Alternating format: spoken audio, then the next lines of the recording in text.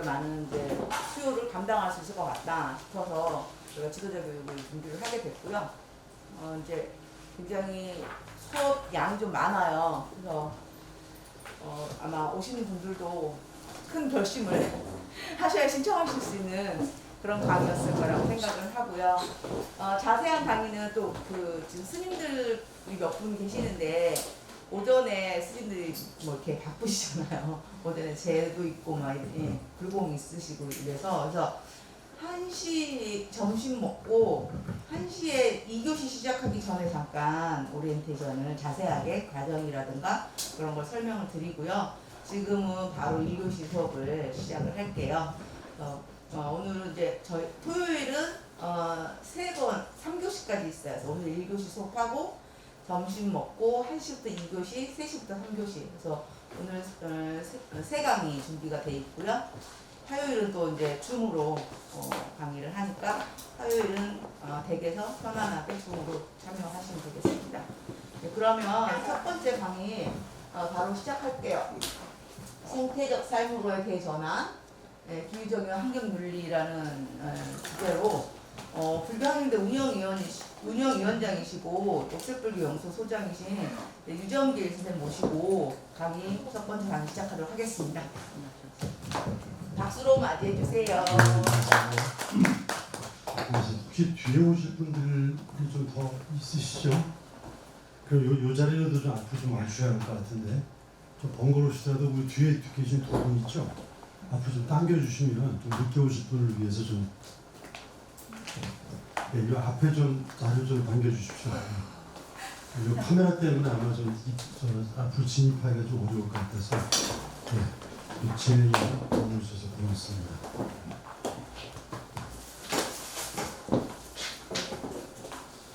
예. 토요일날 오전에 이렇게 오기가 쉽지 않습니다. 사실은.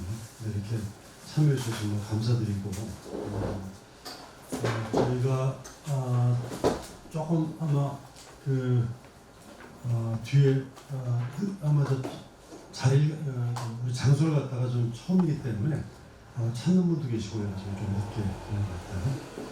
그래서 여러분 아마 뒤에 원래 오기로 하신 분이 한 20분 넘게 되기 때문에 아마 자리가 좀 꽉 차게 될 것 같아요. 그렇기 때문에 제가 미리 자리 조정을 좀 하려고 하는 거니까 양해 좀 해주시기 바랍니다. 네, 저는 불교학년대 운영위원장으로 있습니다.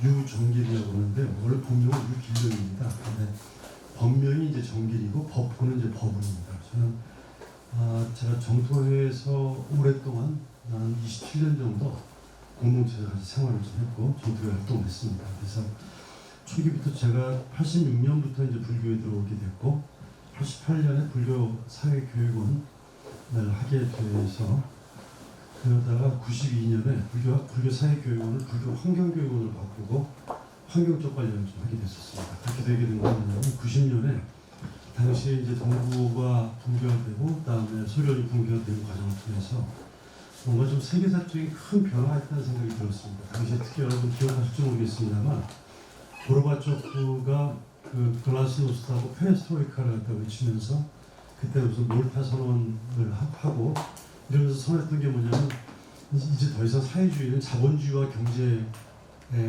해서는 안 된다. 지금 전 지구적 세계적인 전쟁의 위기와 환경 위기 문제를 해결하지 이것이 중요하지 지금 미국과 경쟁하거나 자본주의와 경쟁하는 것이 결코 중요하지 않다라고 하면서 과감하게 개혁 개방합니다. 개혁 개방하니까 이제 소련이 급격히 무너져 버리게 된 거죠. 저는 이 과정이 굉장히 큰 충격적인 어떤 과정이 있었습니다. 그래서 도대체 소위 기후변화라고 하는 게 도대체 어떤 거냐라고 하는 것들에 대한 관심을 갖기 시작하고 그때부터 환경 문제에 관심을 갖게 된 게 90년부터 있었습니다. 92년도 브라질 리우 환경회의가 있었죠. 리우 환경회의는 브라질에 있는 리우에서 전 세계 한 7만 정도의 NGO와 정부기구, 주요와 NGO가 같이 참여해가지고 벌어졌던 역대 최대의 국제회의였습니다.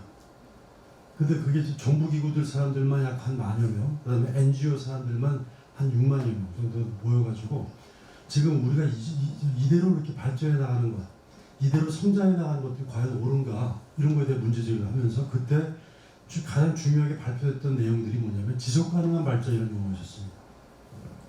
이 지속가능한 발전은 여러분 아시다시피 앞에 원래 SD죠. Sustainable Development입니다. 근데 이 앞에 사실 두 글자가 더 있어요. Environmentally Sound. 그러니까 환경적 사운드란 말이 원래 소리한 뜻도 있지만 건전하다는 뜻도 있거든요. 환경적으로 건전하고 and sustainable development입니다. 지속가능한 발전이에요. 근데 당시 development를 갖다가 발전으로 할 거냐, 개발로 할 거냐 이런 논쟁도 있었고, sustainable를 갖다 지속가능한으로 할 거냐, 지탱가능한으로 번역해야 될 거냐 이런 논쟁이 있었었고요. 실제 상당 부분 많은 사람들은 sustainable을 지탱가능한으로 바꿔야 된다 이렇게 논란이 있었습니다. 그러다 지금은 다 이제 지속가능한으로 바뀌었어요. 저는 이 과정이 지속가능으로 바뀜으로 해가지고 많은 사람들이 지금의 환경 문제를 갖다가 좀 일종하게 좀 뭔가 좀 이 용어 자체는 요즘 지금 아무런 거부감 없이 받아들이고 있죠. 지속가능한이라는 용어가. 근데 저는 이 용어가 지속가능한으로 바뀜으로 해가지고 환경 문제를 해결할 수 있는 시간을 상당 부분 놓치고 있다고 생각합니다. 뭔가 긴장감이 없어요. 이 지속가능한 용어라는 말 자체는. 지속가능한 용어라는 말은 그 전에 우리가 발전이라든가 개발이라고 했던 그런 관념을 갖다가 폐절하고 완전 새로운 형태의 어떤 발전을 갖다 전환하고 바꿔야 된다 이런 의미를 갖고 있음에도 불구하고 지속가능한 발전이란 말은 그런 전환의 어떤 그런 개념, 또 전복의 어떤 그런 개념이 들어있지 않고 그냥 지금 있는 것들 갖다 구멍 난 거니까 약간 땜빵만 하면 뭔가 좀 되지 않겠어? 이런 정도의 생각을 갖게 만든 거죠. 어쨌든 그러면서 지속가능한 발전이란 말 자체가 이후에 일반적으로 사용했는데 좀 이 지속가능한 발전은 말씀드린 것처럼 그 전에 우리가 성장하고 발전하고 해왔던 것들 자체가 지속 불가능한 발전이 있단 말이에요. 이대로 가면 세상이 끝장나는 거거든요. 그렇기 때문에 끝장나지 않은 발전, 뭔가 좀 일종의 전환, 그 발전의 개념을 갖다 전환해서 새로운 형태의 발전으로 가지 않으면 안 된다. 이런 내용이, 이런 전복의 개념, 전환의 개념이 있음에도 불구하고 이런 내용들이 포함되어 있지 않고 지금은 지속가능한 발전이라는 말을 쓰게 되면 지속적으로 발전하고 싶다라고 생각하는 사람들이 이 용어를 쓰고 있어요. 완전히 반대 용어로 좀 인정하고 있는 거죠. 지속적으로 발전하고 싶은 사람들이, 이대로 계속적으로 성장하고 싶은 사람들이 이 용어를 쓰고 있어요. 여러분, 아름다운 용어일수록 많이 오염됩니다. 여러분, 사랑이라는 용어를 많이 쓸수록, 많이 쓰는 사람일수록 사랑을 갖다 정말 잘 구현하고 있는지 모를 이유고, 또 평화란 말을 많이 쓰는 사람일수록 반평화적인 요소를 갖다 갖고 있는 경우가 굉장히 많아요. 지속가능한 발전도 이렇게 굉장히 많이 오염이 됐습니다. 그렇기 때문에 제가 오늘 말씀드린 것처럼 지속적인 성장이라는 것들은 지속적인 채굴을 의미하는 거잖아요. 그죠? 지금 같은 자본주의 산업사회는 즉 성장한다는 얘기는 자원을 그만큼 채굴한다는 의미란 말이죠. 그러니까 무한 성장은 무한 채굴을 의미합니다. 근데 과연 우리가 무한 채굴을 할 수 있는 거냐? 제가 이제 오늘 그 말씀을 좀 드리도록 할 예정이고요. 지금 어쩌면 이렇게 위기를 통해서 굉장히 이득을 보는 사람도 있기도 하고, 하지만 위기를 위기라고 느끼지 않는 사람도 있기도 하고 그렇습니다. 오늘은 일단 좀 처음 들어가는 교육이기 때문에 아마 좀 약간 너무 딱딱하지 않게 말씀 좀 드리려고 하는데 여러분 하여튼 가볍게 들어주시기 바랍니다. 아마 제가 오늘 말씀드릴 내용은 이후에 계속적으로 한번 반복될 가능성이 있기 때문에 오늘 한번 쭉 한번 앞으로 우리가 진행돼야 될 오늘 교육 전체를 갖다가 한번 맛보기를 한번 본다 이렇게 생각하고 한번 그냥 좀 듣는 거에 집중해 주시면 좋겠습니다. 자, 예, 저는 유정일이고요. 뭐 이렇게 많습니다. 이게 원래 제가 직책을 많이 안 쓰려고 했는데 제가 정토에 나온 뒤에 잘 이용당하는 삶을 살자 이렇게 생각하고 있어가지고 여러 단체에서 그냥 부르기만 하면 무조건 간다라고 해서 직책이 있는데 명함에 안 쓰니까 그 단체에서는 우리 단체를 뭐 우습게 부르냐 이래가지고 직책을 다 쓰게 됐어요. 명함에. 제가 주로 이제 환경 관련된 활동을 했습니다만 지금 특히 국민농업 포럼이라든가 균농운동본부 그쪽에 어떤 정책위원장이라든가 한살림 같은 경우에 마음살림위원이라든가 뭐 환경본이나 녹색연합에 좀 관여를 들어두고 했습니다. 예. 자, 제가 아마 이거 이미 다 알고 있는 내용입니다만 한번 좀 처음이니까 한번 좀 총정리차 한번 좀 말씀드리겠습니다. 환경문제에 대한 일반에 대한 얘기예요. 그리고 기후위기입니다. 다 아주 잘 아시죠? 한번 기후위기 지금 CO2 농도가 높아지고 있어요. 여러분 기후위기라는 건 아시는 것처럼 지금 우리가 옷을 두껍게 입고 있으면 더 덥지 않습니까? 여름에 긴팔 입고 있거나 여름에 두꺼운 털옷을 입고 있으면 굉장히 덥잖아요. 그런 이유가 뭡니까? 우리 몸의 체온이 일종의 적정을 밖으로 나가고 적정하게 유지해주는 역할을 옷이 하고 있는데, 옷이 얇다는 얘기는 밖으로 내보내는, 내부의 온도를 갖다 밖으로 많이 내보내고 조금만 이 온도를 잡아주는 역할을 하는 게 얇은 옷이죠. 하지만 두꺼운 옷은 밖으로 내보내는 일을 적고 오히려 내부의 체온을 많이 이렇게 가둬주는 역할을 하는 게 두꺼운 옷입니다. 근데 지구온난화라는 건 뭐냐면 우리가 지구가 이렇게 옷을 갖다 두꺼운 옷을 입고 있는 거예요, 자꾸. 그러다 보니까 적절하게 온도가 밖으로 나가고 적당하게 지구 내에서 온도가 일정하게 좀 잡아주는 역할을 할 텐데, 이 온도를 이렇게 잡아주는 역할을 하는 이 CO2가 많아지고 있는 겁니다. 과유불급이죠. 여러분 CO2가 없으면 어떤 일이 발생합니까? CO2가 없으면 달이라든가 금성, 화성 같은 경우에 햇빛이 비치는 데는 뭐 몇천도 올라가지만 햇빛이 비치지 않는 곳 같은 경우는 영하 뭐 100도, 200도 내려간단 말이죠. 근데 이 CO2가 그런 온도를 갖다 골고루 펴주는 역할을 합니다. CO2가 굉장히 중요한 거죠. 중요한 건데 문제는 뭐냐면 이게 너무 많아진 거예요. CO2 농도가. 그래서 옷을 두껍게 입게 된 겁니다. 그러니까 지금 평균 기온이 1.09도 정도가 상승했어요. 근데 지금 문제는 뭐냐면 여러분 아시다시피, 저기 혹시 컵 좀 주실래요? 먹다가 물 좀 먹게요. 아시다시피 이렇게 물컵이 위에 놓여 있다고 생각해 보세요. 근데 이걸 처음에 좀 밀어. 이렇게 물컵이 있는데 처음에 좀 이렇게 밀 때는 괜찮죠? 물을 좀 담아주실래요? 그러다 조금씩 밀어보세요. 조금씩 밀다가 어느 순간에는 뚝 떨어지겠죠. 그러면 이제 이게 컵도 깨지고 물도 엎쳐진단 말이에요. 딱 엎어지려고 하는 그 순간, 이걸 티핑 포인트라고 합니다. 티핑 포인트예요.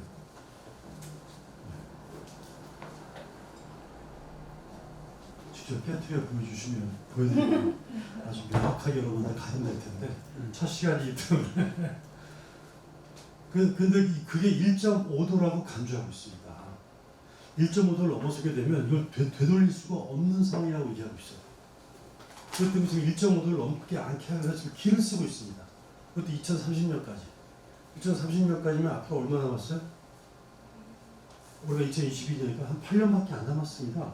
8년 동안 0.5도가 0.4도 정도 올라가는 것들을 막아야 되는 거예요. 굉장히 긴급한 상황입니다. 지금 그러다 보니까 지금 기온이 상승했으니까 지난번도 우리가 얼마나 가물었어요. 또 이번에 얼마 전까지 한국 사회에 대해서 저기 울진이라든가 불이 엄청나게 났지 않습니까? 작년 같은 경우 여러분 상상해 보세요. 미국이라든가 저기 독일이라든가 이쪽 북구 쪽에 엄청난 홍수가 발생했죠. 그 다음에 여러분 호주의 산불이 6개월 동안 진행돼가지고 수억 마리 동물들이 다 죽습니다. 호주에 하여튼 거의 그 남부 쪽인가요? 이쪽을 갖다 전국을 다 휩쓸 정도로 이 불이 꺼지지 않는 거예요. 그 다음에 저 작년에 터키라든가 더 그리스라든가 이쪽 지역에도 엄청나게 큰 산불이 발생했습니다. 산불이 자꾸 발생하는 것은 그만큼 건조하는 거잖아요. 그죠? 그런 자꾸 이상기온이 자꾸 발생합니다. 만년설이 녹아요. 다음 문제는 시베리아 동토대가 녹습니다. 시베리아에 있는 극지방에 있는 흙은 다 얼어있단 말이죠.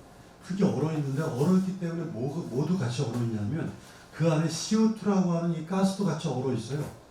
또 그 안에 과거에 살고 있었던 무수한 바이러스라든가 박테리아 같은 그런 세균들도 다 얼어서 동토대의 저 밑에 다 얼어있습니다. 근데 이게 녹기 시작하니까 어떻게 되냐면 CO2뿐만 아니라 메탄가스 있죠. 메탄가스도 같이 풀려가지고 저기 대기 중에 나오고 있는데, 여러분 조금 이따 말씀드리겠지만 메탄가스 CH4, 이 메탄가스는 CO2보다 크게는 60배, 작게는 17배 정도의 온난화 기반 물질입니다. CO2는 어디서 많이 하느냐? 축산업에서 많이 발생되고 있어요. 여러분 밥 먹고 식사하고 고기 먹고 하는데 그걸로만 하더라도 지구 온난화를 갖다 17%, 18% 정도 이 좌우하는 역할을 하는 축산업이 메탄가스가 배출하고 있습니다.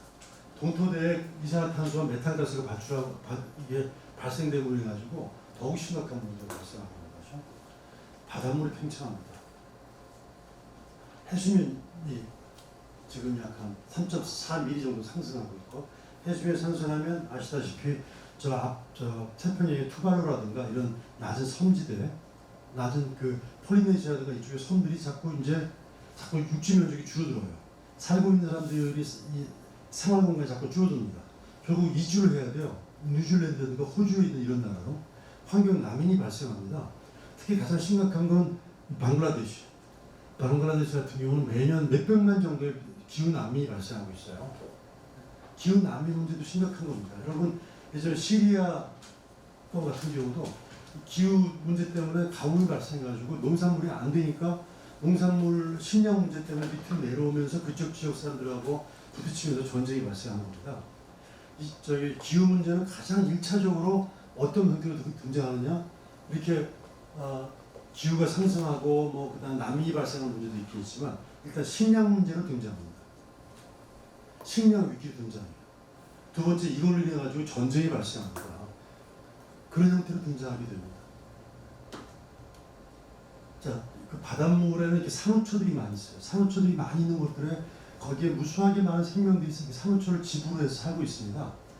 근데 산호초가 지금 멸종하고 있는 거죠. 산호초가 멸종하고 있어가지고 바닷물이 산소화되고 하니까 그러니까 해양 생태계가 붕괴해야 되는 겁니다. 여러분, 저 제주도 앞바다 가면은 갑자기 거기에 있는 성게라든가 이런 것들이 다 죽어가지고 옛날에 거기에 막 굉장히 막 풍성하게 이것저것 많이 해조류가 붙어 있었는데 이런 것들이 없어져가지고 좀 심각하다라고 발언하는 내용들이 많이 나온다는 거예요. 폭염, 태국, 폭우라든가 태풍, 홍수, 가뭄. 여러분, 최근까지만 하더라도 얼마나 가물었습니까? 그렇죠? 근데 또 문제는 뭐냐면 온난화 때문에 조류의 속도가 변해요. 이를테면 보십시오. 여러분, 보통 공기가 뜨거우면 위로 올라갑니까? 밑으로 내려갑니까? 위로 올라가죠. 물이 뜨거워지면 뜨거운 물은 위로 올라간다는 거예요. 찬물은 밑으로 내려가는 거죠. 바닷물이 이제 뜨끈뜨끈해져요. 바닷물이 뜨끈뜨끈해지면 물이 위로 올라오잖아요. 그죠? 그러면 찬물은 더 밑으로 내려가게 되고, 그동안 과거에 일정하게 수만 년 동안 이 바닷물들은 끊임없이 순환했었어요. 일정한 기온과 일정한 온도 안에서 순환했었는데 이게 갑자기 더워지니까 이 흐름이라고 하는 게 약간 변화가 됩니다. 바닷물 흐름이요. 물이 좀 약간 온도가 높아져요. 바닷물의 온도가 높아지면 그 위에 있는 공기의 온도도 높아지죠. 바닷물에 접해 있는 공기 온도가 높아지게 되면 그것이 위로 올라갑니까? 내려갑니까? 다시 위로 올라가잖아요. 이 대류의 속도가 바뀌거나 속도가 빨라지거나 이 속도의 흐름이 교란이 일어나게 됩니다. 그러면서 바닷물이 지금 뭐 난류, 한류 이런 것도 있는데 이것이 다 온도차 때문에 발생하는 거란 말이죠. 이 온도차 때문에 발생하는 건데 이것이 일정하게 바닷물의 온도가 높아지고 해가지고 이 난류, 한류가 교란이 일어나게 돼요.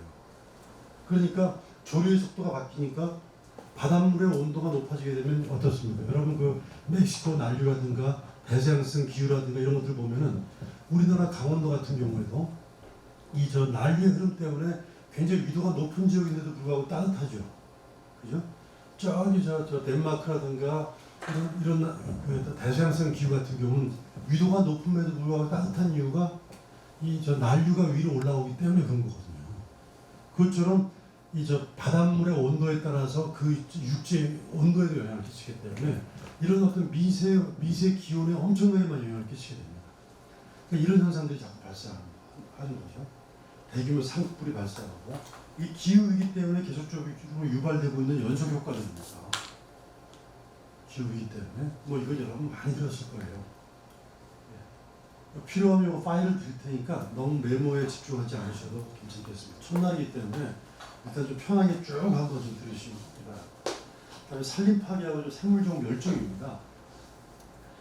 지금 우리 이번에 코로나19 같은 경우 어떻습니까? 코로나19가 왜 발생했다라고 얘기하고 있습니까? 이 바이러스가 이제 박쥐로부터 시작됐다고 얘기하고 있잖아요. 박쥐로부터 시작을 왜 했습니까? 우리가 사람들이 끊임없이 개발하니까 자연 생물들이 살 수 있는 그런 터전이 자꾸 줄어들어요. 그러니까 사람들과 접촉할 수 있는 가능성이 일반 자연물이 접촉하는 가능성이 높아져요. 그러니까 그런 무수한 작은 동물들 안에 있는 바이러스, 그러니까 사람들과 접촉함으로 해가지고 같이 인수공통의 전염병이 될 가능성이 높습니다. 바이러스에 박쥐한테 바이러스가 있다 그러니까 나쁜 동물이라고 생각할지 모르지만 여러분 몸속에 어느 정도 많은 양의 바이러스가 있습니까? 여러분도 지금 몸속에 수억 마리의 바이러스와 박테리아가 들어있어요. 나쁜 게 아니거든요. 모든 동물도 다 있는 겁니다. 원래 자연계에서. 여러분 내가 세수를 하거나 이럴 경우에 피부를 깨끗하게 닦는다고 하지만 이 피부에도 세균이 있습니다. 세균이 있는 게 나쁜 건가요? 그렇지 않아요. 여러분 그 세균 지저분하다고 다 빡빡 밀어 닦게 되면 다른 세균이 침투해 들어가지고 피부병에 걸려 들어가기 때문에 오히려 그런 세균이 있음으로 인해 가지고 다른 세균들을 막아주는 역할을 한다는 거예요. 근데 그런데 이제 인간의 끊임없이 개발이 확장됨으로 인해 가지고 이런 생명들이 자연사 숫자가 자꾸 줄어들게 되다 보니까 사람들과 접촉을 안 할 수가 없게 되고 그것이 일정하게 지금 같은 코로나라든가 사스라든가 이렇게 감염병을 계속 확산시키게 만드는 원인을 제공한 겁니다. 그래서 지금의 감염병 시대는 그 원인이 뭐냐면 인간이 자연이 살아있는 서식지를 갖다 끊임없이 개발하고 파괴함으로 인해서 발생된 문제, 환경 문제 때문이다라고 얘기를 하고 있는 거죠. 자, 여러분 아마존 인도네시아 원시림이 파괴되고 있다. 여러분 아시다시피 아마존의 밀림은 그 지구의 허파란 말을 쓰고 있어요. 허파란 말은 무슨 뜻입니까? 호흡을 숨쉬고 있고 산소를 생산해주는 역할을 한다는 거죠. 나무는 이산화탄소를 흡수하고 그다음에 산소를 내뿜습니다. 나무는 이산화탄소라고 하는 탄소 있죠. 여러분 화학기호 C, 이 C를 흡수해주는 역할이에요. 근데 더 중요한 건 나무가 살고 있는 토양이 있죠. 토양 자체가 표층부터 한 10cm 정도의 이 토양이 어마어마하게 많은 탄소를 갖다 머금고 있습니다. 그러니까 지금 현재 그 나무도 탄소를 머금고 있고 토양도 탄소를 머금고 있어요. 근데 이게 만약 나무가 다 베어진다. 이러면 나무만 베어지니까 저 살림에 있는 토양도 소실됩니까? 토양도 없어지는 거거든요. 나무가 베어지게 되면 나무가 머금고 있는 탄소를 갖다가 내뿜고 있는 거예요. 나무가 갖고 있는 탄소를 내뿜게 되면 역시 CO2가 계속 발생하고 있는 거죠. 나무를 태워도 CO2가 나오는 거고. 네. 이렇게 원심이 파괴되고 있어가지고 CO2 갖다 흡수하고 산소를 갖다 정화하는 기능이 줄어들게 되는 겁니다. 축산업의 역대 아까 말씀드렸어요. 메탄가스. 사실 메탄가스가 더 심각하다고 얘기하고 있어요. 그래서 지금 지구 온난화 관련돼 가지고 굉장히 많은 우리가 여러 가지 원인 물질 있지 않습니까? 지구 온난화를 유발하고 있는 것도 CO2 가스다라고 얘기를 하고 있어요. 여러분 서울에서 지구 온난화를 가장 많이 유발하고 있는 원인 주체가 어딘지 아십니까? 건물입니다. 건물이 서울시의 CO2 온난화 가스를 배출하는 게 68%가 건물에서 배출돼요. 그 다음에 교통입니다. 그러니까 건물에서 발생되는 일종의 무수하게 많은 오피스 사무실이라든가 생활 속에서 발생되는 것들이 심각한데 그 중에서 이런 것들은 이를테면 우리가 석탄 화력발전소를 멈추고 거기서 발생되는 게 워낙 심각하니까 또 교통량 갖다 가급적 줄이고 그래서 대중교통을 사용하게 만들고 이런 조치를 취합니다만 축산업이 확대되는 것들은 정부가 막을 수 있습니까? 구체적으로 많은 사람들이 고기를 좋아하는 이런 식의 음식 생활이 바뀌지 않으면 이건 안 바뀔 수밖에 없어요. 여러분 아시죠? 소고기 1인분을 만들기 위해서는 몇 인분의 사료를 갖다가 투입해야 됩니까? 최소한 8인분. 그러니까 8명이 먹을 고기를 사료를 만들어서 고기를 소나 가축에게 먹여야 1인분의 고기가 나온단 말이죠. 그러니까 1인분의 고기를 먹는다는 얘기는 8명이 먹어야 될 사료를 갖다가 한꺼번에 먹는다는 얘기죠. 자, 그럼 어떤 일이 발생하냐? 그래서 고기를 많이 먹으면 그만큼 많은 사료를 갖다 소비하게 되는 거죠. 그러면 그만큼 많은 사료를 소비하게 되면 그 사료를 많이 소비하면 소비할수록 전 국제적으로 곡물 가격이 높아지니까 낮아집니까? 곡물 소비를 많이 할수록 곡물 가격이 높아지겠죠. 곡물 가격이 높아지면 가난한 나라들은 곡물을 사 먹을 수가 있는 겁니까? 없는 겁니까? 없는 거예요. 제가 인도하고 아프가니스탄에 2001년부터 2005년까지 개발협력 긴급구 활동을 했었습니다. 근데 제가 이따 말씀드리겠습니다만 우리가 그냥 내가 먹는 그렇게 일종의 그런 고기 소비를 가지고 곡물 가격이 높아지게 되면 그것이 결과적으로 가난한 나라 갖다 가난하게 만들고 이 식량 위기를 갖다 갖게 만드는 원인을 제공하는 겁니다. 자, 사막화가 진행하고 있어요. 농업 생산력이 저하되고 있죠. 농업 생산력이 이제 말씀드린 것처럼 그 다음에 CO2 흡수 능력이 떨어집니다. 나무가 많아야지만 이 CO2도 흡수하고 산소를 내뿜을 텐데 나무가 자꾸 산림 파괴하니까. 그 다음에 생물 서식지 교란입니다. 여러분 지금 지구 위기의 가장 대표적인 세 가지. 그러면 첫 번째는 옛날에 오존층 파괴였었어요. 오존층에 구멍이 난다 이런 말 들어보셨죠? 남극과 북극에 오존층에 구멍이 난다. 근데 요즘 오존층에 구멍이 난다는 말 들어보셨죠? 최근에 많이 듣습니까? 안 듣죠. 왜 그렇습니까? 이것은 92년도 브라질 리우환경회의 이후에 CFC를 갖다가 생산을 금지시켰어요. 그 다음에 대체 물질은 HCFC라든가 뭐 이런 대체 물질을 갖다가 아주 입법화시키고 그래가지고 지금 CFC로 인해 가지고 오존층이 파괴되는 건 일단 막았습니다. 그러니까 CFC 문제는 일정으로 상당부 해결됐어요. 그래서 말을 안 하고 있는 겁니다. 왜냐면 그렇게 일종의 전 세계적으로 조치를 통해가지고 이제는 냉장고 냉매 CFC 안 씁니다. 그러므로 해가지고 문제가 상당부분 해결됐어요. 물론 여기까지 문제는 남아 있습니다만. 근데 두 번째 문제가 뭐냐면 아까 얘기했던 지구 온난화. 아까 오존층 파괴가 첫 번째였는데 이것은 일종의 해결됐고 온난화 문제 다음에 생물종 다양성의 파괴입니다. 이 두 가지가 가장 심각한데 가장 심각하게 한 것은 지금 온난화 문제. 그 다음에 역시 중요하게 심각한데도 불구하고 사람들이 인지를 못하고 있는 게 생물종 다양성 문제예요. 여러분도 생각해 보세요. 지금 여러분이 보고 있는 뭐 이렇게 조그만 벌레라든가 조그만 동물 같은 경우는 수억 년 지구 역사 같은 속에서 진화의 산물이에요. 그러니까 무수하게 생명종들이 자연계에서 어떤 적응하는 과정 속에서 이런 식으로 저런 식으로 일단 진화하고 발전하고 하고 해가지고 인간도 이런 모습을 했었고 다른 동물들도 저러저러한 모습으로 진화했거든요. 이 말은 뭐냐면 어떤 작은 생물종들 할지라도 이것 자체는 자연계에 내서 수십만 년 동안 누적되어 왔던 자연 진화의 하나의 산물의 결과입니다. 여러분 생각해 보세요. 우리가 지금 쓰고 있는 것 중에서 거의 대부분 약, 우리가 불치병 같은 거 이런 약 같은 경우는 개발을 다 어디서 나오냐면 이런 밀림지대에서 나오는 무수한 많은 풀이라든가 동물에서 채취되는 것들이에요. 상당히. 거기 우리가 듣도 못한 그런 약물들 같은 경우가 있기도 하고 그렇습니다. 특히 여러분 우리 한방 같은 경우는 어떻습니까? 한방으로 보자한다면 우리를 치유할 수 있는 모든 것들이 다 식물이라든가 약초를 통해서 채취된 거거든요.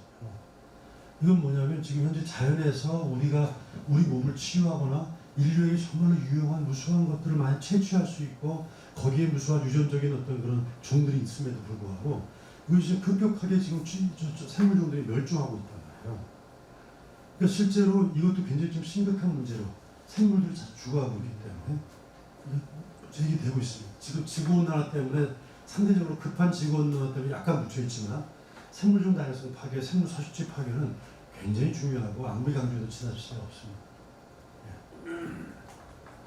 아까 말씀드린 것 인간과 접촉이 자꾸 빈번해짐으로 인해서 감염병이 증가하고 코로나, 메르스, 사스 이런 게 자꾸 창궐하고 있다. 이게 다 환경 문제와 연관되어 있다라고 얘기할 수 있는 거죠. 그 다음에 쓰레기 폐기물 문제입니다. 여러분 지금 수도권 매립지가 있죠. 김포 매립지가 있습니다. 그 다음에 각 지역마다 쓰레기 매립지가 있어요. 근데 매립지는 일종의 어떤 물론 그동안 우리 난지도를 썼었습니다. 난지도는 60년 초부터 썼거든요. 근데 난지도는 초기부터 일종의 계획된 매립지가 아니었어요. 매립지가 되려면 보통 어떻게 하냐면 밑에 이 거대한 데 아주 두꺼운 비닐 고무를 갖다 쫙 깝니다. 왜 깝니까? 쓰레기가 쌓이게 되면 비가 와가지고 쓰레기가 섞여가지고 이것이 일종의 지하수로 들어가기 때문에 지하수로 들어가는 것들 침수수라고 하는데 그런 침수수가 지하수로 들어가게 되면 지하수를 오염시켜요. 육지에 있는 물은 그나마 정화할 수도 있지 지하수는 정화할 수가 없어요. 한번 오염돼요. 그러니까 철저하게 거기 비닐을 깔고 그 위에 쓰레기를 갖다가 80cm 쌓고 다음에 흙을 갖다 다시 1m를 덮고 쓰레기 80cm 쌓고 쓰레기 덮고 이 과정을 계속 반복하는 게 매립지입니다. 그래서 매립지는 쓰레기만 있는 게 아니라 흙을 덮어가지고 계속적으로 쓰레기만 쌓여가지고 거기서 발생되는 악취라든가 이런 것들을 막는 역할을 합니다. 그렇게 일종의 계획적 매립지를 한 것은 김포. 하지만 난지도는 그렇게 제대로 못했어요. 나중에 이제 그렇게 이렇게 하고 했죠. 쓰레기가 쌓이면 이게 쓰레기가 이게 압축돼가지고 메탄가스가 발생합니다. 역시 메탄가스가 발생하면 걸핏하면 불이 나요. 약간 온도가 높아지고 이러면 그래가지고 쓰레기 매립지에 불이 많이 납니다. 근데 이렇게 매립지가 있는 것들은 어떻습니까? 여러분 보통 쓰레기를 갖다가 덤프 트럭에 담고 김포 매립지를 가게 되면 입구에 트럭의 무게를 딱 재는 게 딱 있습니다. 딱 올라서기만 하면 트럭 무게와 쓰레기 무게를 딱 합쳐가지고 트럭 무게를 빼버리면 쓰레기 무게를 알 수 있죠. 그래가지고 이 쓰레기는 몇 톤의 쓰레기를 갖다가 갖고 있다라고 해서 그 쓰레기 몇 톤당 얼마씩 이 차에게 차가 지불해야 돼요. 이 차를 갖고 있는 쓰레기 업체는 그 차가 거기서 들어와서 덤핑을 한 것들만큼 돈을 제거해가지고 김포 매립지에 돈을 줘야 됩니다. 근데 그 돈이 아깝잖아요. 그죠? 그 매립지에도 주는 돈이 아까우니까 어떻게 합니까? 불법 매립하는 거죠. 자, 여러분 농촌 같은 경우에 젊은이가 있습니까? 없습니까? 없어요. 저기 봉화라든가 이런 데 같은 경우는 이제 아예 지역 소멸이라고 하죠. 인구도 줄어들고 있습니다. 농촌밖에 없어요. 그러니까 그냥 사람들 별로 없는 데 같은 데다 그냥 쓰레기에다 덤핑해버려요. 근데 여러분 심리적으로 아시죠? 어떤 지나가는 길에 쓰레기가 딱 떨어져 있으면 사람들이 거기다 또 쓰레기를 자꾸 버리고 싶은 욕구가 생기죠. 그죠? 그래가지고 엄청나게 그렇게 불법 매립지가 한 300여 곳 정도가 됩니다. 여러분 인터넷에 불법 매립지 한번 쳐보세요. 그러면 어마어마하게 이렇게 이런 쓰레기 불법 매립하는 곳이 많이 있는데 불법 매립지는 아까 같은 위생 매립을 합니까? 안 하죠. 흙을 위 덮고 쓰레기하고 이런 과정 없어요. 그러니까 냄새가 엄청나게 나죠. 벌레 많이 생기죠. 그 다음에 불도 자주 나죠. 자꾸 이런 문제가 발생합니다. 자, 그렇기 때문에 지금 버릴 곳이 없어요. 그동안 음식물 쓰레기 어디다 버렸느냐? 음식물 쓰레기 있죠. 물론 지금 현재 2003년 이후에 음식물 쓰레기 직매립은 지금 금지되도록 되어 있어요. 그 다음에 음식물 쓰레기 같은 경우는 지방자치단체를 국경을 넘지 못하도록 되어 있습니다. 그러니까 어떤 문제가 발생하냐면 저한테도 여길 보고 하라고? 그래요. 제가 근데 이걸 보고 있어서 약간 틀어주셔야 될 것 같아요. 그런데 지금 그 음식물 매립지는 어떻게 버렸느냐면 바다에다 버렸어요. 바다에다 저 군산 앞바다, 부산 앞바다, 포항 앞바다에 대해서 그동안 4~5년 전까지 버렸어요. 여러분 생각해보세요. 여러분이 버렸던 음식물 쓰레기가 다 바다로 갔다고 생각해보세요. 바다는 정말로 그것이 깨끗하고 정말 넓고 푸른 바다라고 생각할지 모르지만 멀리 있는 바다 위에 다 그렇게 쓰레기를 버렸다고 생각하니까 그 다음에 또 쓰레기를 갖다가 태우는 것도 바다에 가져가서 쓰레기 태우는 배가 있습니다. 그래가지고 바다에 가서 거기서 그 배 위에서 태우기도 하고 했었거든요. 자, 일회용품 빈 쓰레기 여러분 아시죠? 여러분 보통 빈 쓰레기 같은 경우는 이것이 일종의 썩는 데만 해도 만여년 가까이 만여는 약간 과장됐다. 한 몇천 년 걸립니다. 그다음에 플라스틱 같은 경우는 여러분 버려졌다. 그러면 보통 후쿠시마 사건이 일어나거나 아니면 무슨 쓰나미 같은 거 발생하고 그러면 우리가 꼭 버리는 것만이 아니라 할지라도 그런 여러 가지 재난이 일어나게 되면 집이다 이런 것들이 바다로 떠내려가지 않습니까? 그럼 이런 것들이 이제 일정하게 그 해일이라든가 바닷물의 조류 영향으로 빙빙 돌다가 일정 지역에서 다 모여요. 그래가지고 하와이부터 미국 사이에 하와이하고 미국 사이에 우리 남아면 지역에 7배나 되는 쓰레기 플라스틱 섬이 있어요. 플라스틱 물에 뜨지 않습니까? 근데 플라스틱 물에 뜨는데 플라스틱은 햇빛을 오래 내리쬐면 어떤 현상이 발생하는지 아세요? 그럼 플라스틱이 오랫동안 햇빛에 노출되어 있으면 색깔도 변할 뿐 아니라 그 주변이 아주 부스러져요. 부스러져가지고 이게 다 어디로 갑니까? 바다로 가잖아요. 바다로 가면 거기에 플랑크톤이 그걸 먹겠죠. 또 그 플랑크톤을 먹는 다른 작은 동물들이 또 먹겠죠. 그래가지고 지금 우리가 먹고 있는 명태, 조기 이런 배 속에 미세 플라스틱 같은 것들이 엄청나게 많이 검출됩니다. 그리고 그 거북이 목에 맥주 캔 이게 묶여가지고 거북이 목이 걸려 있는 경우라든가 아니면 이제 바다새가 하도 많이 조금만 모인 줄 알고 플라스틱 알갱이 갖다 먹어가지고 위장 속에 굉장히 많은 그런 플라스틱이 들어있는 이런 사진들을 많이 보셨죠? 네. 네. 그 다음에 가전제품 전자쓰레기도 심각하고 음식 쓰레기도 마찬가지입니다. 음식 쓰레기 굉장히 포화되고 지금 우리나라 같은 경우는 음식물 쓰레기를 갖다가 처리하는 비용이 음식물 쓰레기가 1년에 버려지는 게 14조인가? 제가 통계 숫자가 이게 한 10년 전에 통계가 음식물 쓰레기 버려지는 걸 돈으로 따지니까 13조였었어요. 처리 비용이 4천억. 그때 10년 전에. 지금은 아마 지금 8천억인가 다 올랐고요. 더 엄청나게 많이 음식물 쓰레기 처리 비용일 뿐 아니라 음식물 쓰레기 버리고 있는 겁니다. 말씀드렸죠. 매립지가 지금 포화 상태. 그래서 불법 매립지가 있고요. 저 김포 같은 경우도 2024년까지인가 매립하겠다고 김포에서 딱 호언하고 있습니다. 물론 약간 여유는 좀 있어요. 근데 그래가지고 일단 매립지에 들어오는 쓰레기 배출 가능을 높이려고 하고 있어요. 바다에 버리는 쓰레기, 그 다음에 해양 산성화, 어족 자원이 지금 멸종되고 있는 문제. 또 아까 말씀 전 세계의 바다마다 쓰레기 섬이 있습니다. 여러분 쓰레기 섬 유튜브 쳐보면은 지역마다 이 조류에 따라서 인도양, 뭐 대서양, 북대서양, 남대서양 없는 곳이 없습니다. 쓰레기 문제. 다음에 에너지 문제. 여러분 모든 콘크리트 건물은 30년이 수명입니다. 아시겠죠? 그래서 아파트 같은 경우도 30년만 되면 다 재개발해야 된다라고 얘기가 다 나와요. 여러분도 아마 30년 정도 사신 분 같은 경우는 아마 아파트에서 재개발 개발위원회 이런 게 아마 만들 거라고 보여줍니다. 원전의 수명이 얼마죠?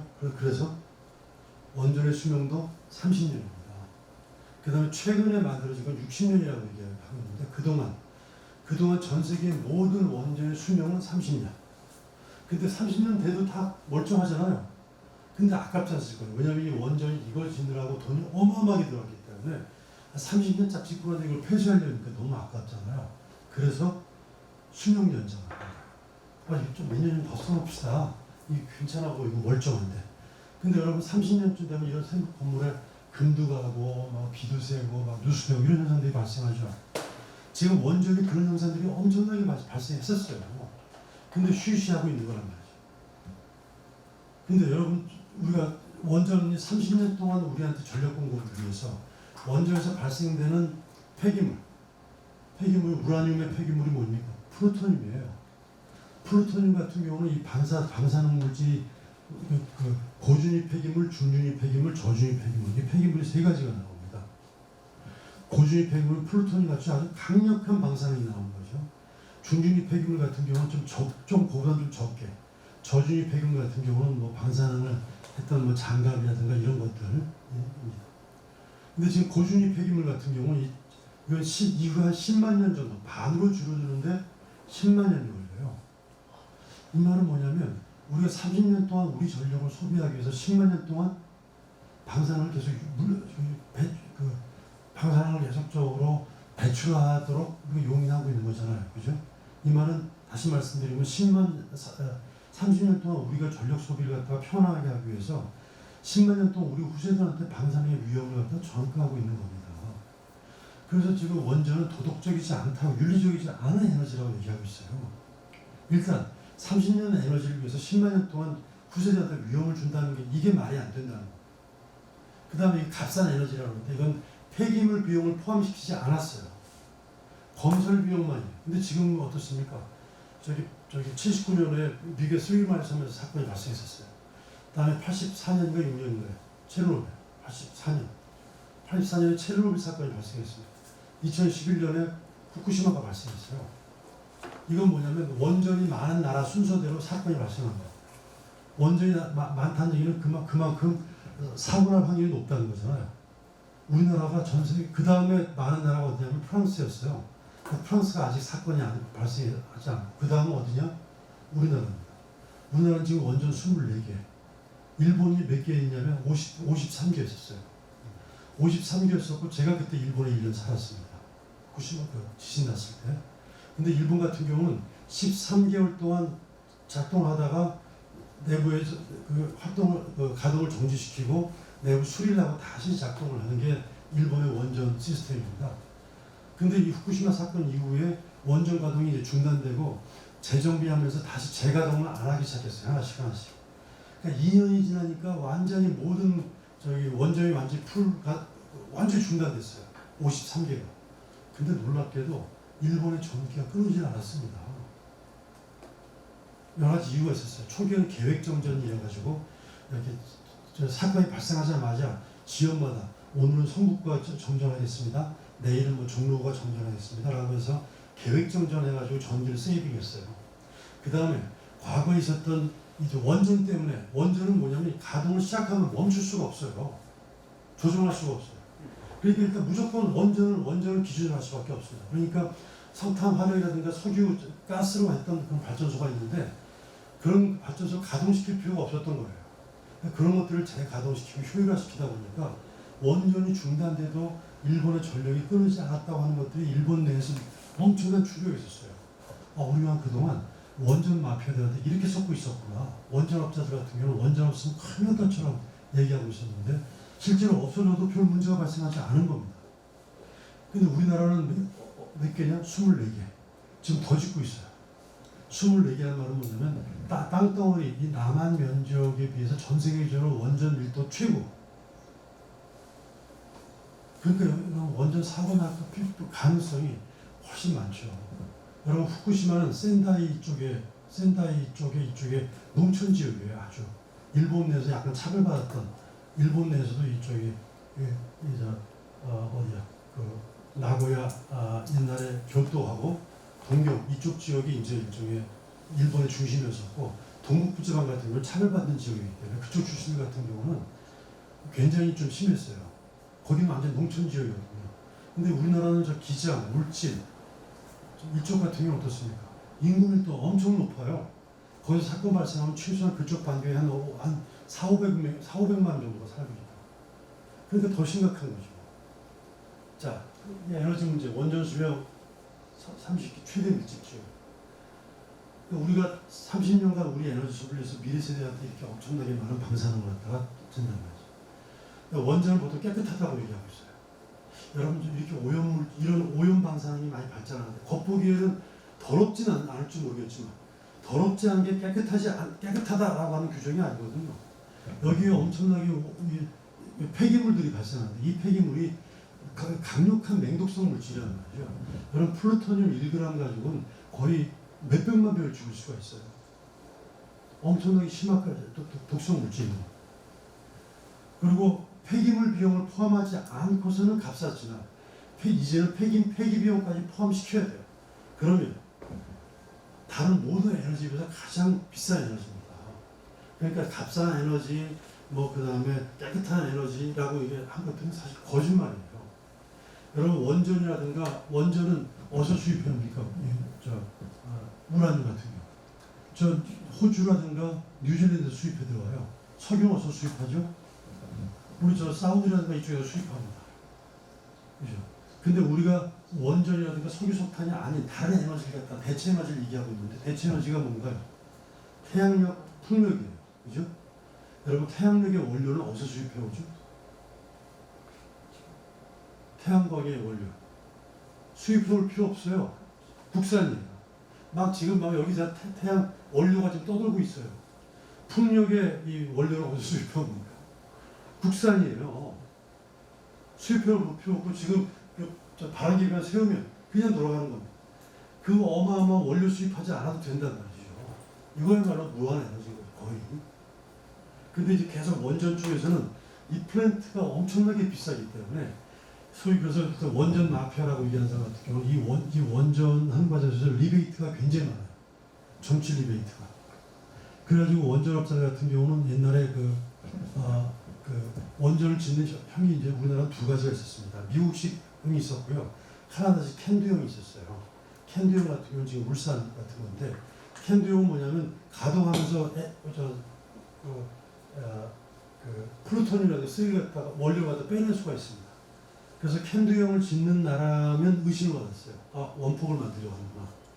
그래서 원자력 발전은 원폭하고 연결이 됩니다.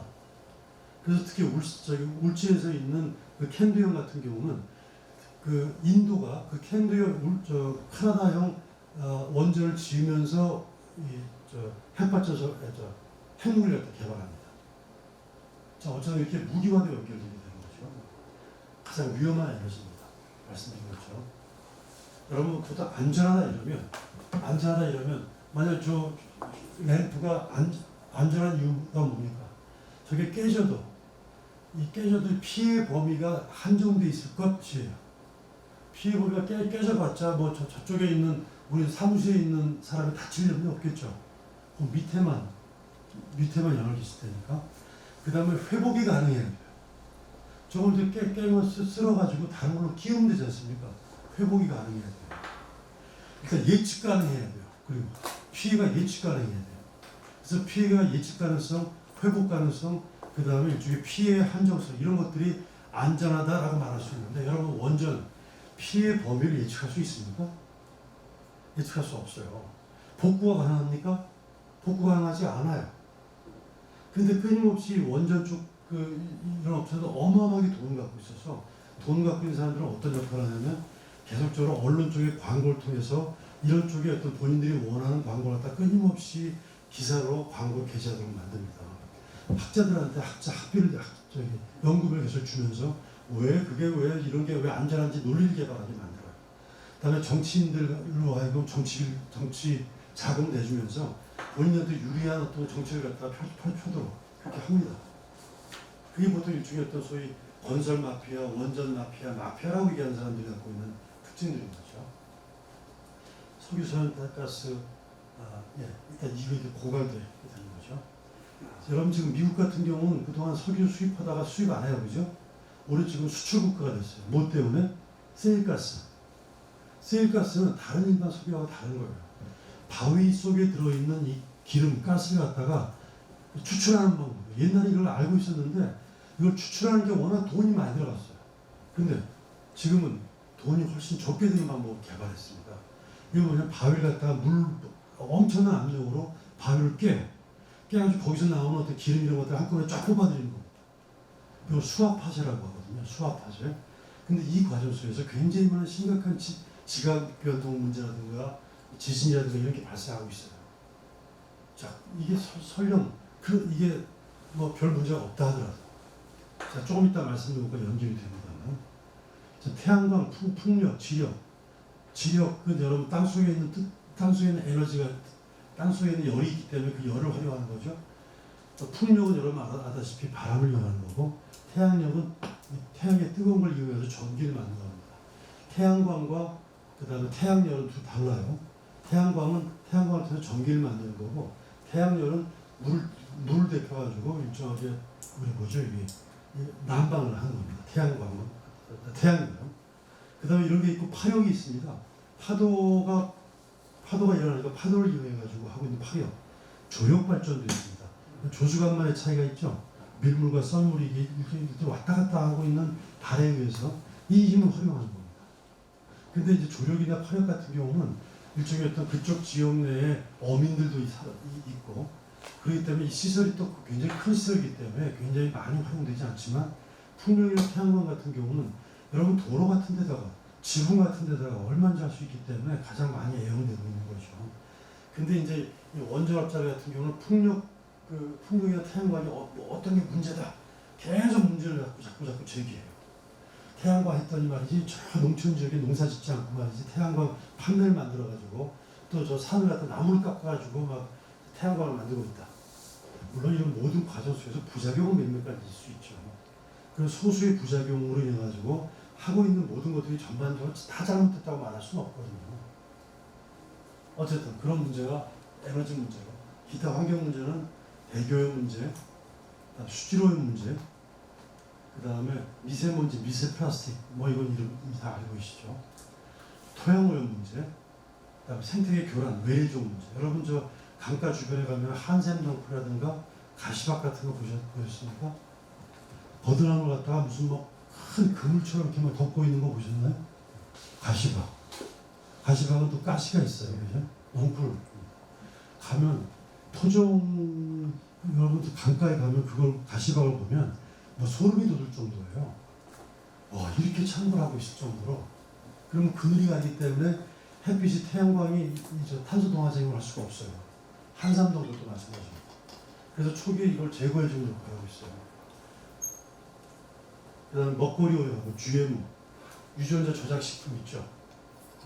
그래가지고 우리 먹는 것 같은 경우도 여러분 세계적인 곡물 업체들 같은 경우가 어떤 특정한 벌레에 이길 수 있는 특정한 농약이나 기술자가 좀 안 되니까 아예 유전자 자체를 변형해가지고 어떤 벌레가 들어와도 아무런 문제가 없도록 벌레가 싫어하도록 하는 어떤 물질을 갖다 배출하게 만드는 것도 유전자 조작을 해요. 근데 이걸 갖다 사람이 먹고 난 뒤에 어떤 효과가 있는지만 아직 임상적으로 완전히 밝혀지지 않은 경우가 많습니다. 자, 이렇게 동물고 동물권 문제도 있습니다. 자, 그래서 우리가 이제 적을 만났다. 지금 현재 우리가 굉장히 심각한 문제가 발생하고 있습니다. 적을 만났는데 알고 보니까 그 적이 바로 우리인 거예요. 이게 굉장히 지금 여러 가지 모든 이런 환경 위기를 등장시켰던 굉장히 많은 모든 원인 제공은 인간 스스로가 만들어 놓은 겁니다. 자, 어떻게 만들었냐? 그 근본 이유가 뭘까 하는 거예요. 여러분 보통 우리가 내가 여기 피부병에 걸렸어요. 피부병에 걸렸는데 그러니까 피부 연고를 자꾸 이 피부병의 실제로 원인은 내가 뭔가 좀 이렇게 위장이 섭생을 잘못해가지고 위장이 좋지 않아가지고 발생한 문제입니다. 그것이 일종의 피부라고 하는 것들을 통해서 등장한 거예요. 이럴 경우에 내가 피부 연고를 자꾸 발라야 된다고 해서 하면 증상은 치료할지 모르겠지만 원인 치료가 됩니까? 안 됩니까?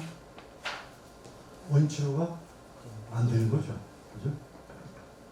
이 피부만 자꾸 연고만 발라야 되는 것들을 보통 대증요법이라고 했어요. 증세만 치료한다는 의미에서. 그러니까 원인 치료하지 않고 대증요법이기 때문에 근본 치료가 안 되고 있는 거죠. 그래가지고 여러분 보면은 이렇게 빙하가 있어요. 빙하에 보면은 10분의 1은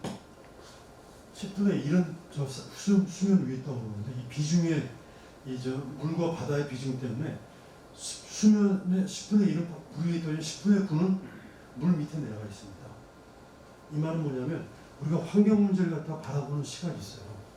환경 문제 그 자체가 제가 지금 말씀드렸던 여러 가지 수질오염, 대기오염, 생물종 다양성 이런 것들을 하나의 일종의 증상으로 바라보는 거죠. 증상으로 바라보고 이것이 약간 원인이 있는 겁니다.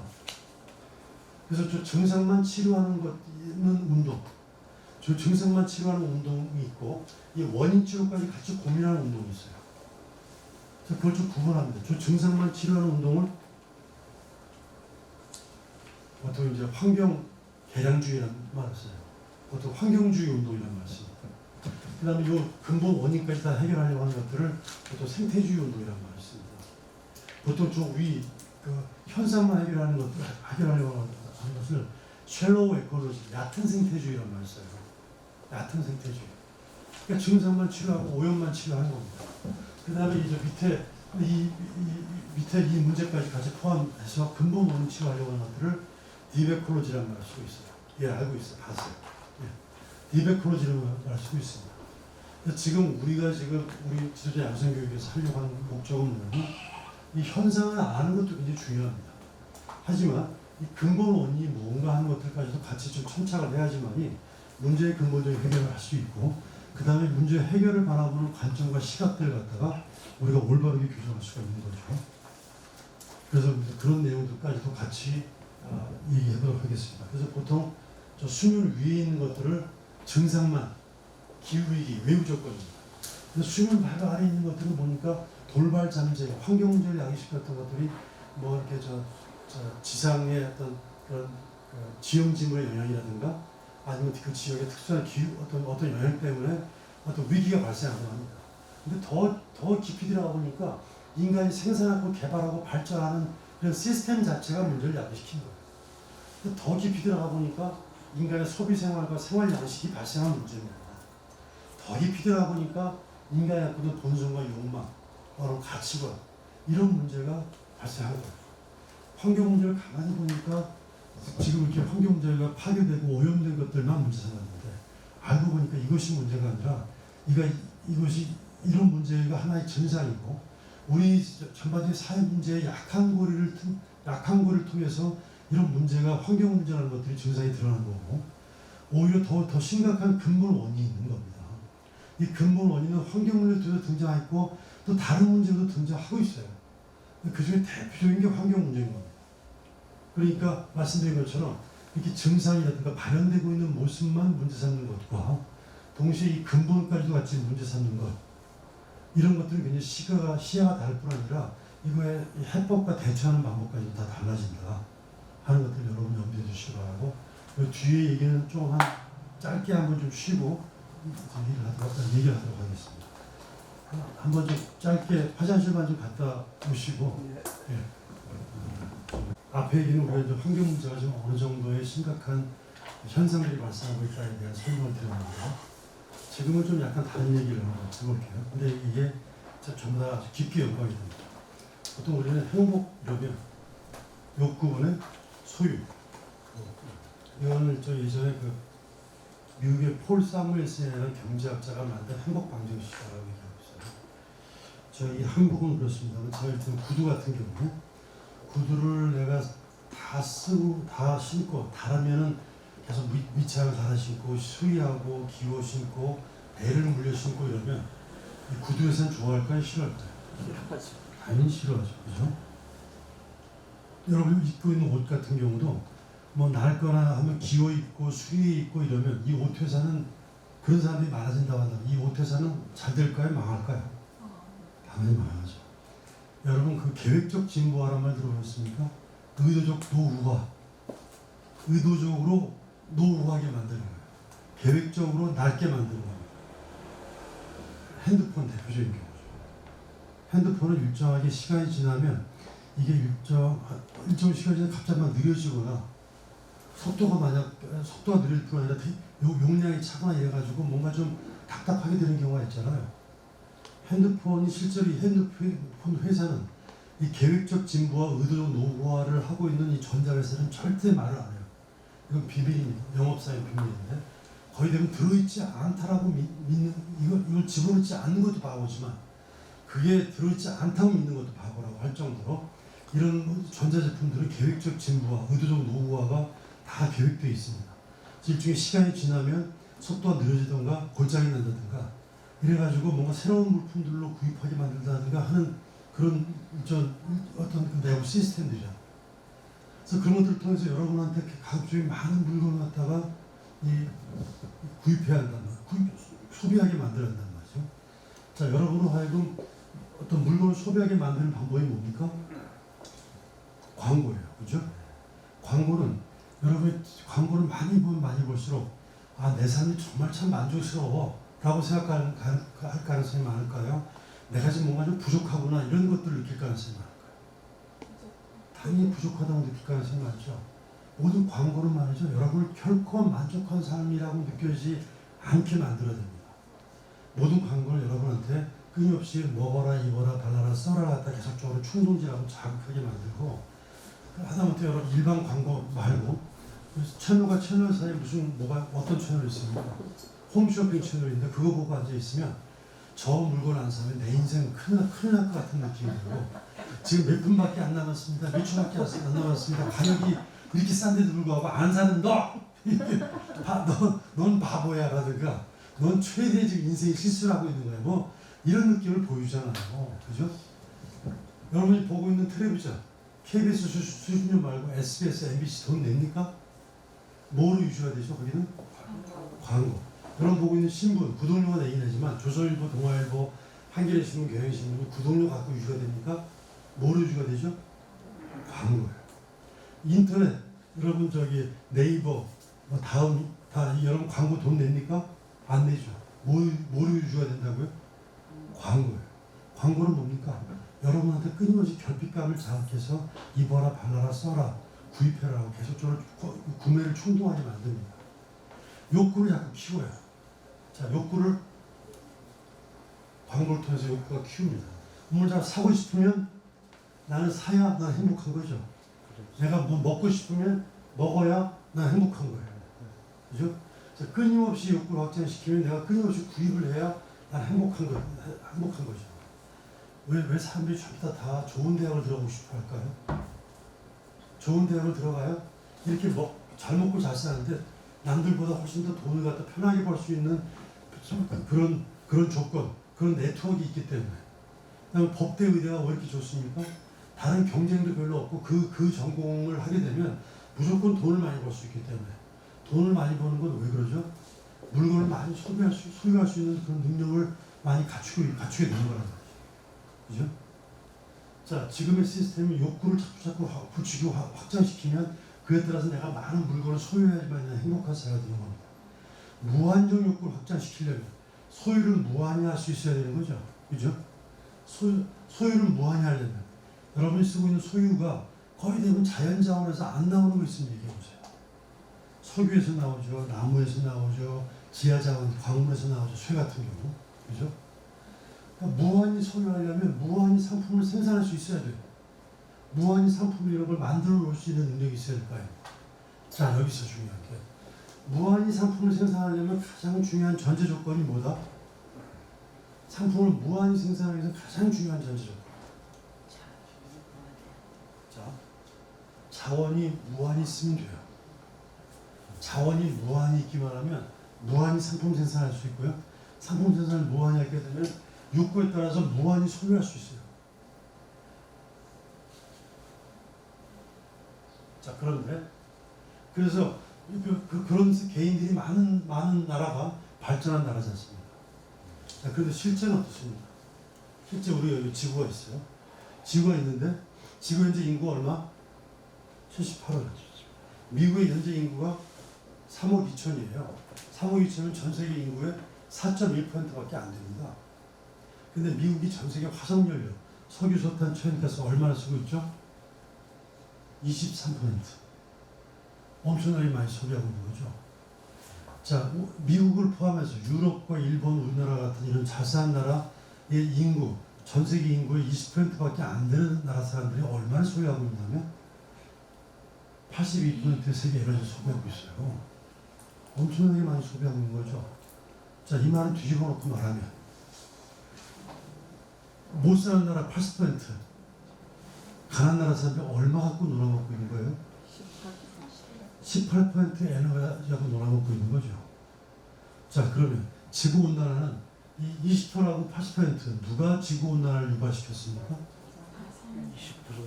20%의 소수의 잘 사는 나라 사람들이 엄청나게 많은 화석연료를 소비하고 있기 때문에 발생하는 문제잖아요. 그죠? 자, 이 말은 어쩌면 저렇게 80%의 가난한 나라 사람들이 저렇게 지질이 못나게 살아주고 있는 저 덕분에 아직도 지구가 탈이 안 나고 우리가 이런 삶을 유지할 수 있다라고 볼 수 있지 않습니까? 제가 아까 있었던 인도하고 아프가니스탄의 그 많은 인구 사람들, 아프리카에 있는 무수한 많은 사람들이 저렇게 가난하게 살아주고 있는 저 덕분에 우리가 이렇게 살고 있다고 볼 수 있지 않습니까? 그래서 기후위기는 그랬더니 이 20%의 부유한 사람들의 소비 때문에 발생한 문제예요. 그리고 어쩌면 지금 지구는 저기 80%의 가난한 사람들 때문에 유지가 되고 있는 겁니다. 제가 지금까지 말씀드린 게 무슨 경강부회라든가 좀 논리적 비약이 좀 있습니까? 자, 그렇다면 다음을 한번 보자고요. 자, 지구가 있어요. 자, 우리 지구는 소수의 이제 20% 잘 사는 사람이 있죠. 못 사는 80%의 사람이 있습니다. 자, 잘 사는 20% 여러분 지구의 자원은 골고루 나눠 쓰는 게 좋은 거죠. 평등하게 나누는 게 좋은 일이지 않습니까? 그죠? 근데 어떻습니까? 실제로 20%밖에 안 되는 소수의 나라 사람들이 다수가 써야 될 자원을 갖다가 가난한 나라 사람들이 써야 될 자원을 이렇게 이만큼 좀 뺏어 쓰고 있다고 볼 수 있지 않습니까? 당겨 쓰고 있다고 볼 수 있잖아요. 그죠? 잘 사는 나라 사람들이 가난한 나라 사람들이 써야 될 자원까지도 다 이렇게 뺏어 쓰고 있다고 볼 수 있다. 또 하나가 있습니다. 또 하나. 우리가 이런 식의 삶을 유지할 수 있는 것들은 여러분 미래 세대가 써야 될 자원은 남겨두고 나머지 갖고 써야 될 거 아닙니까? 여러분 손자들, 증손자, 고손자들이 써야 될 자원은 남겨두고 그 나머지 갖고 써야 될 거 아닙니까? 근데 우리는 그들이 써야 될 자원까지도 다 뺏어 쓰고 있는 거예요. 자, 우리가 이렇게 사는 게 우리가 한때 미국보다 30년 뒤지고 일본보다 10년 뒤지고 이런 말씀 좀 있었죠. 그래서 이 말은 뭐냐면 미국 같은 이렇게 아메리칸 라이프 스타일을 사는 것이 지고지순한 우리의 모든 사람들의 목표예요.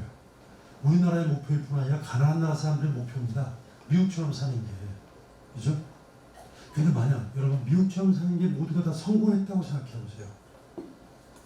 미국처럼 사는 게 성공하면 어떤 일이 발생하겠느냐는 겁니다. 모든 나라가 아까 3.3억 2천이죠. 4.1%예요. 그들의 미국이 전 세계 화석연료에 얼마를 쓰고 있다고? 24%를 쓰고 있어요. 그렇게 어마어마한 화석연료 소비하고 있는 미국 같은 라이프 스타일, 모든 생활 양식을 저 아프리카에 있는 수억의 인구, 인도, 남아메리카에 있는 그런 수억의 인구가 모두가 미국처럼 산다고 한다는 거예요. 다 끝장나는 거죠.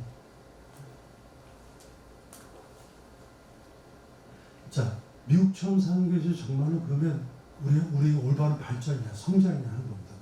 그렇기 때문에 환경 위기를 앞두고서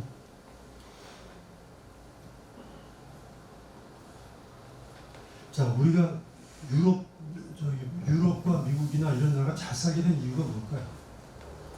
여러분 대항해 시대에 그 유럽이나 네덜란드라든가 스페인, 이태리 이 사람들이 배를 몰고 가면서 식민지를 개척합니다.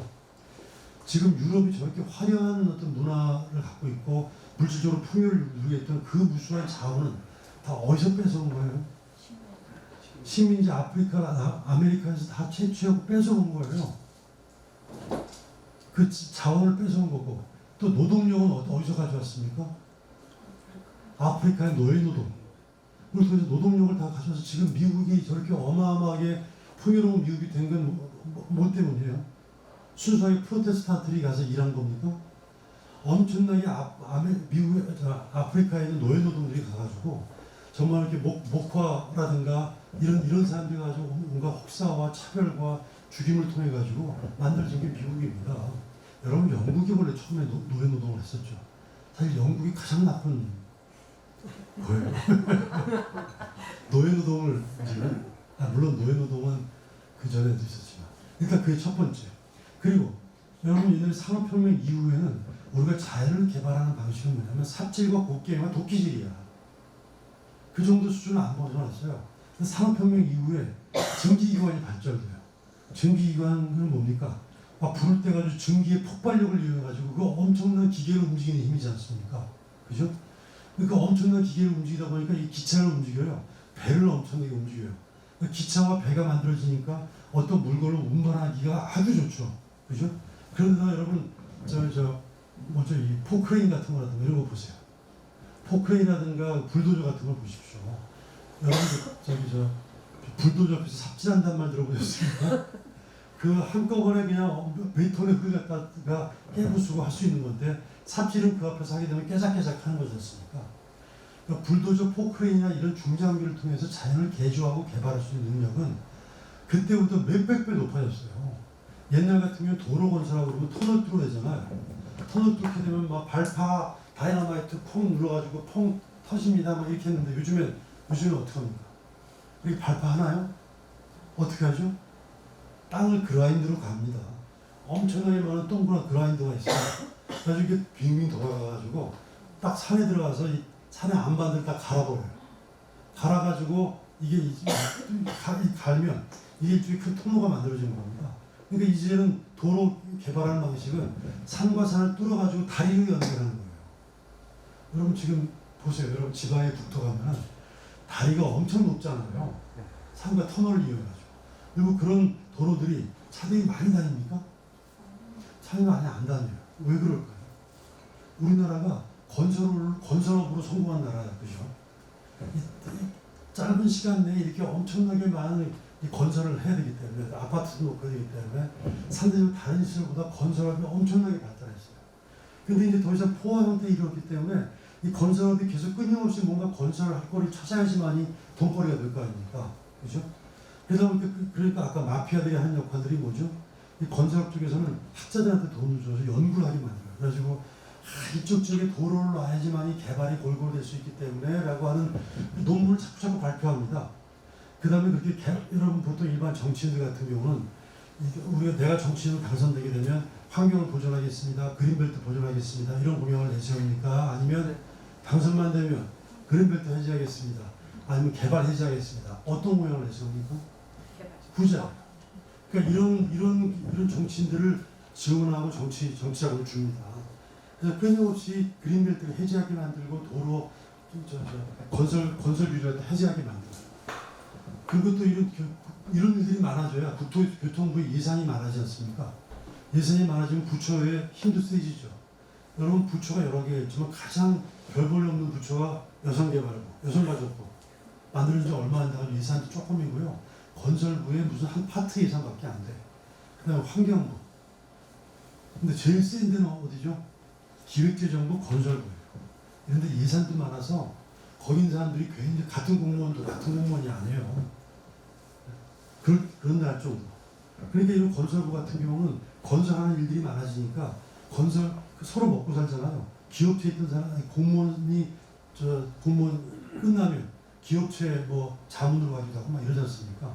그러니까 요 하나의 시스템이 서로 먹고 먹히면서 상호부조하면서 하나의 마피아를 만든다 해서 건설 마피아라고 말했습니다.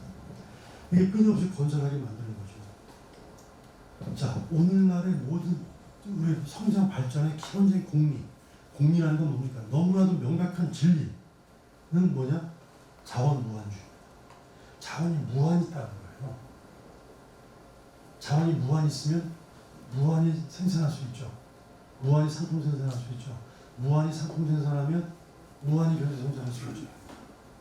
자, 그런데 보세요. 여러분 일반 유기체 중에서 사람들 일종의 성장을 하다가 끊임없이 성장합니까? 한 20대까지 성장하다가 그뒤부터는 나이가 먹으면서 성숙해지는 단계를 넘어서요. 그죠? 일반 복식 같은 경우도 한 1m 정도 자다가 시간이 지나면 어떻습니까? 무르익는 단계로 넘어갑니다. 나달도 많아지고 고개도 숙여지고 그런단 말이죠. 지금 모든 자연계 내에서 무한히 성장한 게 있습니까?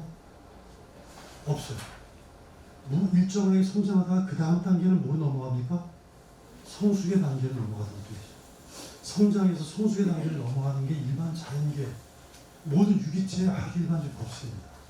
여러분 몸도 신경세포가 있어요. 여러분 몸에도 내가 손등에 상처가 났어. 살점이 떨어졌어요. 그럼 이게 손등에 세포 분열을 막혀. 그 주변에 있는 살들이 세포 분열을 하죠. 살점이 떨어져서. 근데 이 주변의 세포들이 내가 발바닥 살이나 엉덩이 살이 아니라 그 주변에 있는 손등에 있는 세포라는 걸 내가 알고 거기에 딱 맞는 세포 분열을 해요.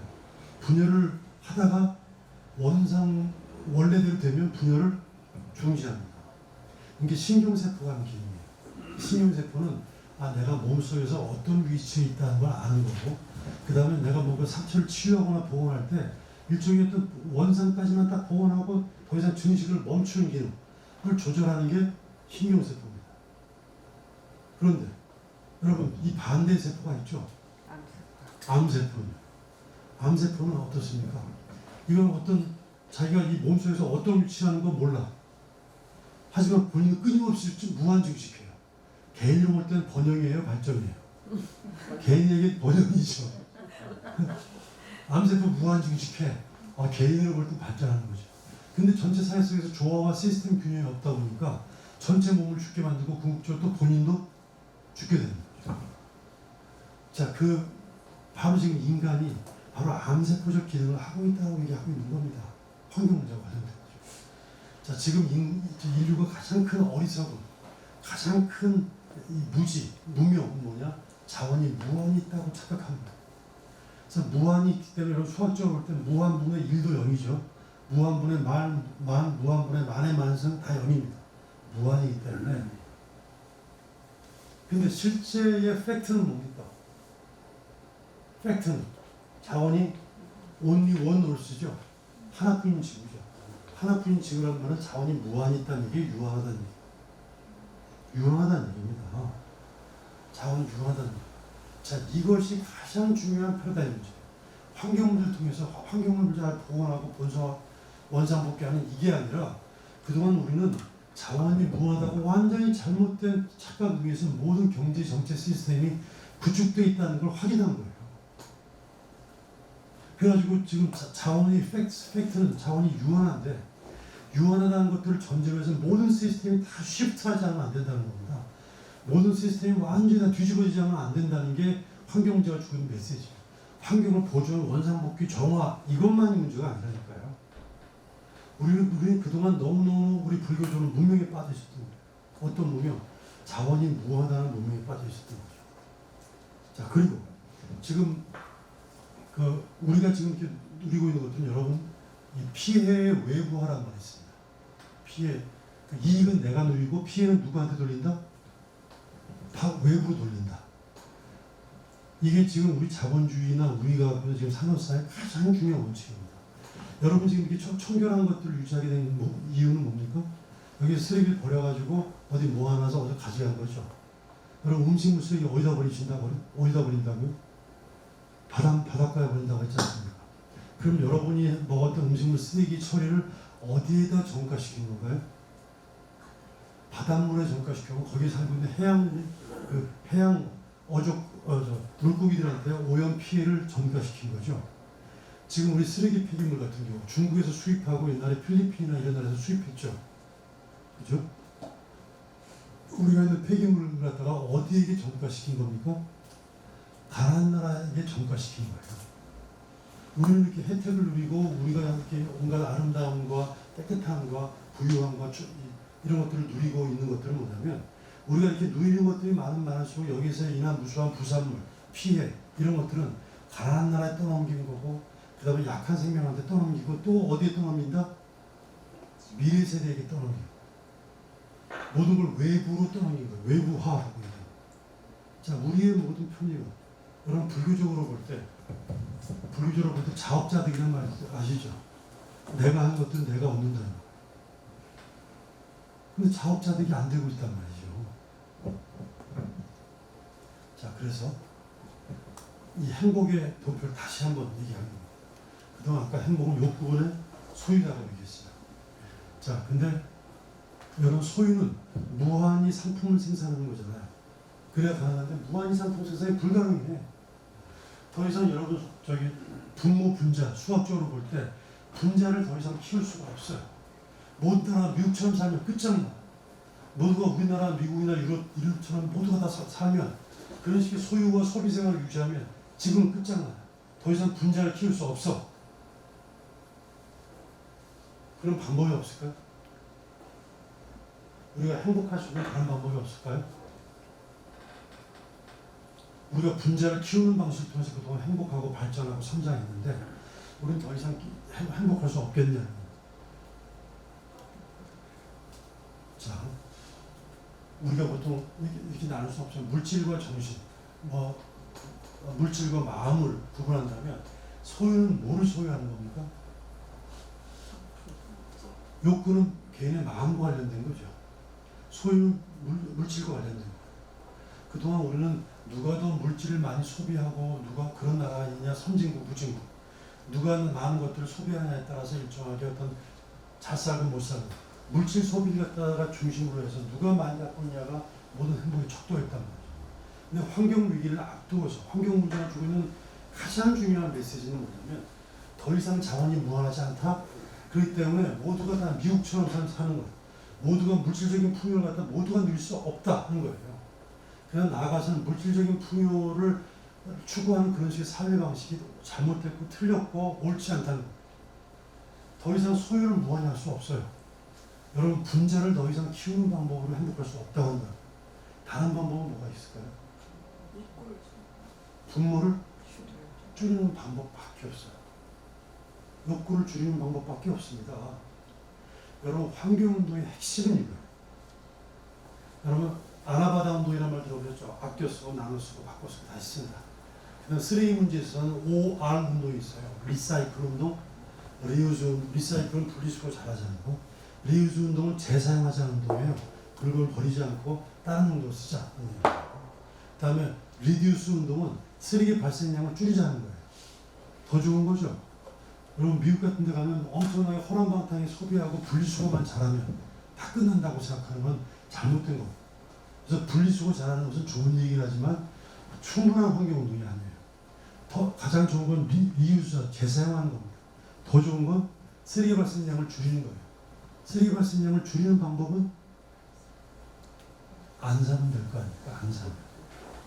예?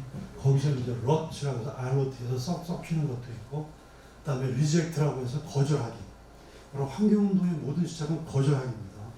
그럼 보통 일회용품 안 쓴다 이러면 조용하게 나 이거 안 씁니다 이렇게 말하는 게 좋습니까? 큰 목소리로 난 이거 안 씁니다 얘기하는 게 좋습니까?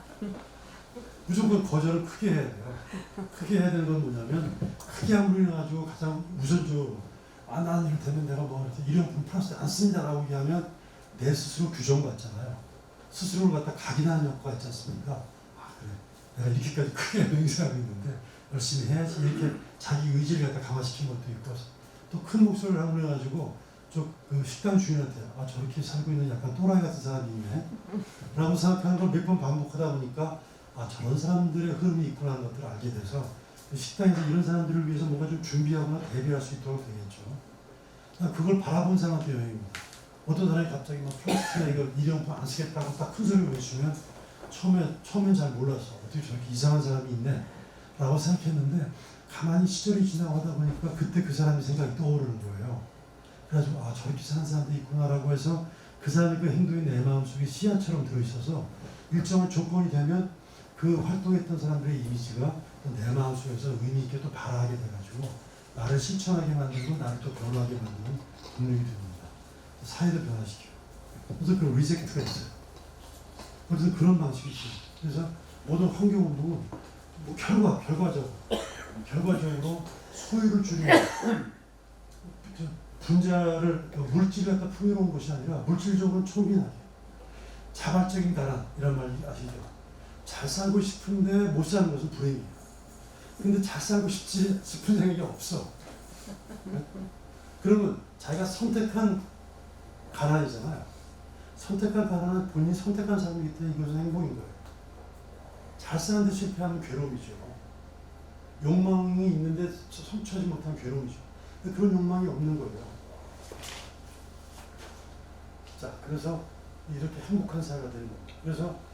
그래서 과거에는 그동안 누가 많은 소유를 하느냐가 성장과 발전과 행복의 척도였었어요. 누가 많은 물질적 소비하느냐가 굉장히 중요했습니다. 이렇게 물질 중심의 사회 속에서는 지금 같은 환경 문제를 야기시킨 거예요. 환경 문제는 자원 무한주의를 갖다가 타격하고 자원 유한주의 사회로 넘어가야 되는데 그런 사회의 기본적인 윤리, 도덕, 가치는 뭐냐면 물질적으로 청빈하게. 하지만 욕구는 뭡니까? 마음에 대한 거잖아요. 그죠? 그렇기 때문에 우리 정신적으로 풍요롭게 삽니다. 이런 식의 삶으로 가지 않으면 안 된다는 게 환경운동의 핵심입니다. 소욕지족의 삶이라고 하는 것들이에요. 그래서 과거의 욕망의 충족, 소유 확장, 풍요로 발전시키고 성장 진보. 그래서 무한 성장은 아까 말씀드린 무한 채굴주의입니다. 근데 더 이상 무한히 성장할 수가 없어요. 이후에는 물질적으로 필요에 맞게 절제와 청빈, 마음은 풍요롭게. 여러분 그 영어에서 needs라는 게 있어요. 필요. 그다음에 욕망이라는 게 있죠. desire라는 게 있고 아니면 탐욕이라는 데서 greed라는 말이 있습니다. 근데 뭐가 필요고 뭐가 욕망이야? 이게 헷갈릴 수 있지 않습니까? 한번 따져보세요. 여러분 지금 내가 너무너무 배가 고파요. 너무 배가 고픈데 밥을 한 공기가 더 먹어야 돼요. 3공기를 먹었어요. 근데 내가 아무리 몸집이 크고 위가 크다 하더라도 3공기, 4공기, 5공기, 10공기까지 먹을 수 있습니까? 아무리 배가 고파도 한번 2-3공기면 끝이야. 그죠? 그러니까 배가 고픈 것들을 해소할 것만큼 먹는 것. 이건 필요입니다. needs예요. need s 같은 거요. 근데 여러분 더 잘 먹으려고 하는 거, 더 맛있는 음식을 먹으려고 하는 거, 더 좋은 식당에서 먹으려고 하는 이런 욕심은 끝이 있습니까? 없습니까? 이건 greed예요.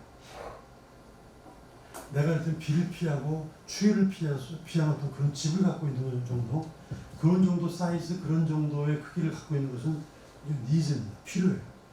근데 내가 더 큰 집을 살려고 하고 더 좋은 집을 살려고 하는 것들은 욕망이란 말이에요. 자, 그래서 간디가 그런 말을 합니다. 인간이 자기 필요에 충족하기 위해서는 지구는 충분하다. 모든 인간. 그렇지만 인간이 자기 욕망을 충족하기 위해서는 지구는 턱없이 부족하다. 이런 말을 씁니다. 자, 그래서 환경 문제는 이런 식의 삶으로 살지 않으면 안 된다는 내용이에요. 근데 이런 얘기는 이미 불교에서 주님 다 하신 말씀 아닙니까? 자, 원래 부처님이 자기가 갖고 있는 것들을 버리고 그래가지고 끊임없이 무수의 삶을 살라고 말씀하셨던 것이죠.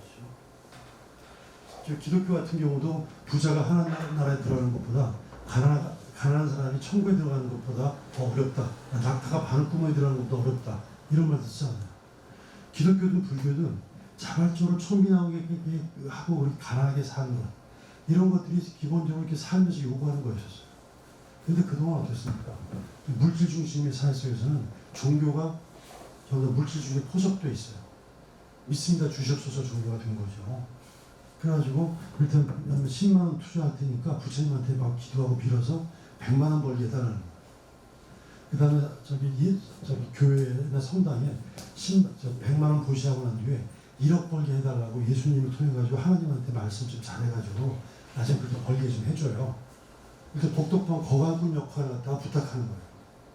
자, 이럴 경우에 신이 중심입니까? 돈이 중심입니까? 종교가. 돈이 중심인 거죠. 그러니까 그래서 기독교에서는 사실은 다른 신 위에 나 위에 다른 신을 위하지 말라고 말했음에도 불구하고 그런 것들을 가장 강조하면서 배타적으로 기독교가 강조한 그 사람들 거의 대부분이 사실은 하나님이 아니라 돈을 더 숭배하는 경우가 사실은 더 많단 말이에요. 우리 불교도 마찬가지죠. 근데 환경을 통해서 환경 문제가 지금 우리가 이렇게 완전히 미망, 잘못된 착각, 무지에 빠져 있어가지고 이렇게 어리석은 행동을 한 거예요. 그래서 올바르게 지혜 있는 행동은 뭐냐면 이렇게 삶을 사는 겁니다. 더 이상 물질적인 것이 아니라 정신적으로. 오히려 정말로 나의 필요에 충족하고 욕망에 충족하는 것이 아니라 필요에 충족한 삶, 소욕지족의 삶을 살라고 얘기하는 거예요. 이거 알고 보니까 종교인 그 종교 원래 그대로의 삶이네. 그래서 과거에는 원래 불교든 기독교든 어떤 환경을 통해서 종교의 근본적인 삶으로 돌아가라고 하는 그런 아주 고유한 가르침이 다시 한번 우리한테 의미 있는 진리라는 것들을 알게 된 거죠. 제가 지금 이렇게 말씀드린 것이 단순히 환경 문제입니까? 환경 문제를 통해서 깨달았어요. 우리가 어떻게 어리석었는지.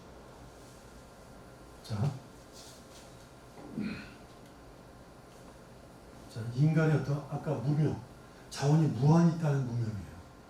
근데 유한하잖아요. 그 다음에 또 어떤 무명입니까? 여러분 그렇죠. 해충, 사람한테 해를 끼치는 동물이 뭐죠? 해충. 이로 오면 이충이죠. 여러분 해충 그러면 뒤에 따라붙는 용어가 있어요. 해충 뭐? 박멸.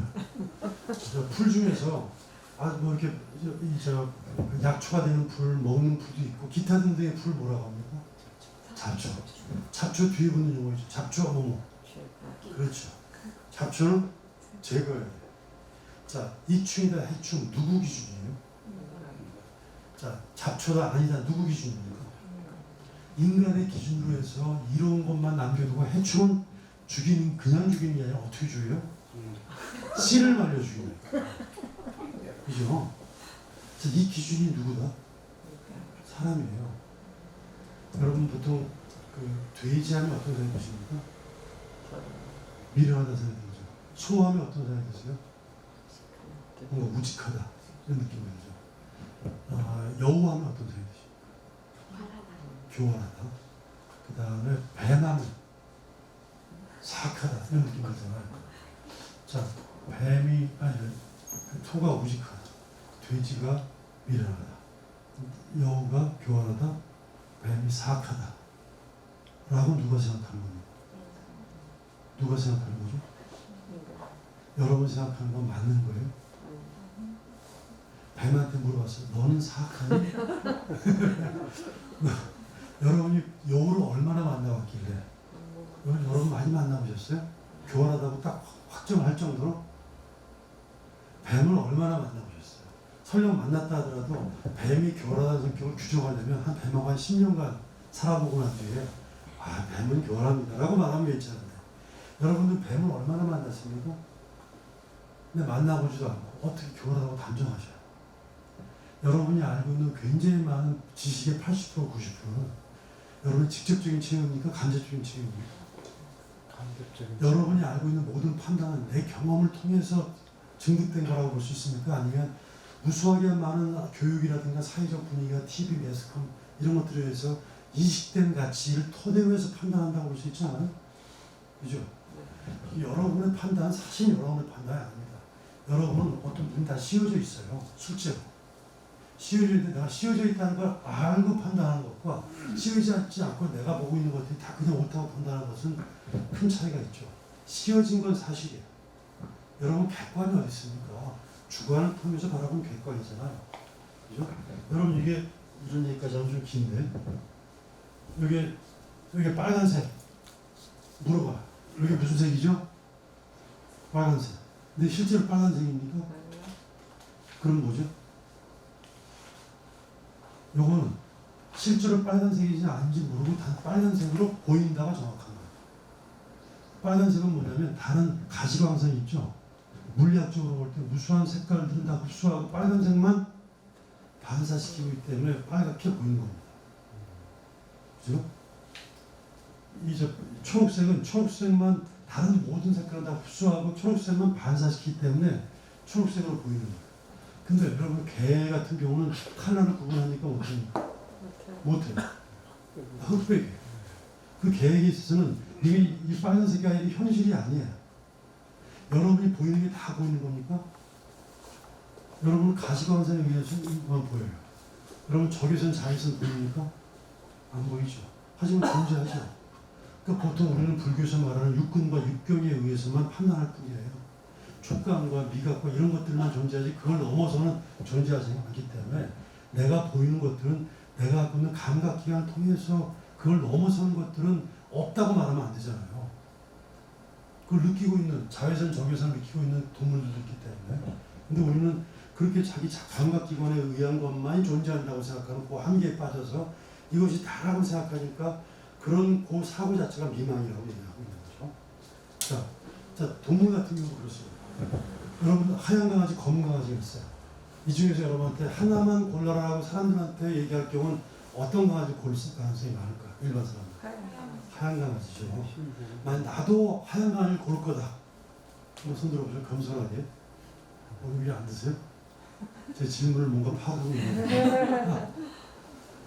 하얀 강아지, 검은 강아지는 나도 흰 강아지를 선택하겠다라고 말하신다면 여러분 인종차별주의자입니다. 여러분 예전에 미국에서 흑백 차별 때문에 LA 폭동이 있었죠. 미국의 백인의 관점에 바라볼 때 흑인들 저열하기 때문에 차별받아야 될 존재라고 생각해요. 근데 우리 황인 정도도 영어로 하면 컬러드예요. 유색인종이기 때문에 흑인들처럼 차별받는 대상이야.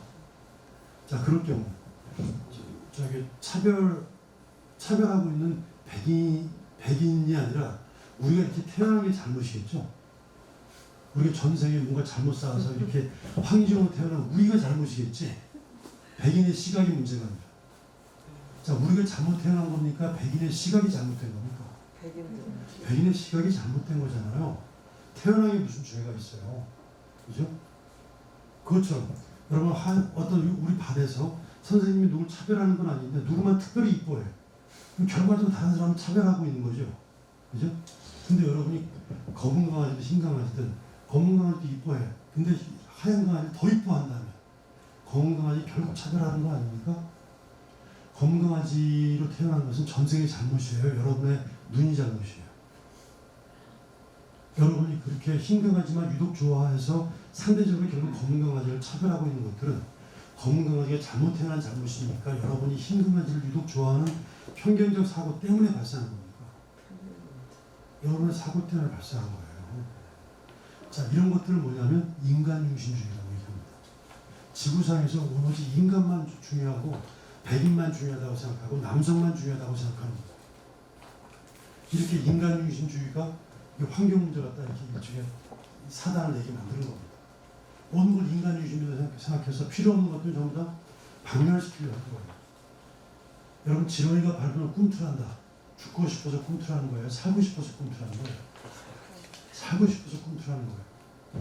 근데 우리 모든 동물들을 이렇게 죽이려고 해요. 여러분 뱀이 저렇게 미끈미끈 거리는 거, 여러분 사람이 싫어하는 건 다리가 많거나 다리가 없는 동물 싫어하잖아요. 지네가 다리가 많은 것은 지네 잘못이에요. 뱀이 저렇게 다리가 없어서 사람들한테 사람한테 일부러 두려움을 주기 위해서 일부러 다리가 없는 겁니까?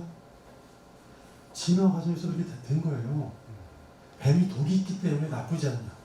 뱀이 독이 있는 것은 사람을 갖다 공격하기 위한 겁니까? 자기를 보호하기 위한 겁니까? 자기를 보호하는 방법이에요. 보통 여러분 곤충이라든가 이런 것들 잘 손을 못 잡잖아요. 무섭기 때문에. 여러분 무섭고 두려우면 어떻게 변합니까 여러분?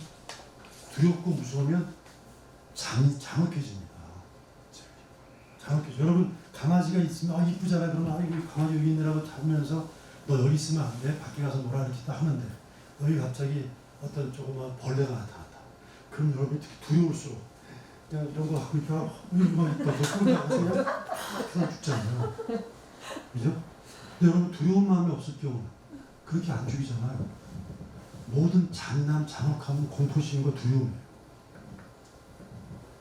이렇게 인간 중심으로 모든 생태계가 다 익충과 해충으로 구분하고 인간 중심으로 동물들은 다 손을 우직한 거고 돼지는 미련한 거야 라고 단정한답니다. 미련하다고 보일 뿐이잖아요. 집단적 관념일 뿐이지 실제로 돼지가 미련하다고 어떻게 단정할 수 있는 근거가 어디 있어요? 여우가 어떻게 교활해요? 그냥 생태계에 대해서 그렇게 성격이 습성이 될 뿐이에요. 여러분 뱀은 조심해야 될 동물이니까 나쁜 동물입니까? 조심해야 될 동물이잖아요. 그러면 나쁜 동물이라고 생각해요. 다른 벌레들은 다른 진해, 송충이들은 단지 쏘일 거기 때문에 조심해야 될 동물입니까? 나쁜 동물입니까? 조심해야 될 동물이에요. 그걸 나쁜 동물이라고 생각해서 밟아 죽이잖아요. 그냥. 이런 관점이 인간과 자연과의 관계를 잘못 만들어서 인간 유신적인 사고를 갖게 만든다. 두 번째가 아까 본 인간의 무명이 뭐냐? 아까 자원무한주의였죠. 두 번째가 인간 중심주의입니다. 인간만이 최고라고 생각합니다. 그다음에 또 있어요. 인간의 성능이 시끄러워. 자, 환경 피해 외부화라는 말까지만 좀 하고, 그래서 지금 우리가 누리고 있는 것들은 다 피해를 외부로 떠넘긴 대가입니다. 다른 생명들, 다른 지역에게, 약한 사람한테, 가난한 나라한테, 미래세대한테 떠넘겨가지고 여러분이 편리를 누리고 있는 거예요. 여러분 우리가 불자라고 한다면 우리가 참여해야 하잖아요. 여러분이 내가 뭘 잘못했는지 모르고 습관적으로 참여하면 반복을 습관합니다. 잘못을 자꾸 반복합니다. 여러분 뭐 잘못하셨느냐? 이게 외부화로 떠넘긴 잘못을 하고 계셨어요. 내가 버린 것은 자업자득이라고 딱 생각하고 내가 버린 것은 내가 처리한다. 쓰레기가 발생하지 않는 삶을 산다. 음식물 쓰레기 절대 발생하지 않는다. 또 그 철저하게 분리배출 100%. 그때 일반 쓰레기를 버리는 삶은 없도록 만든다.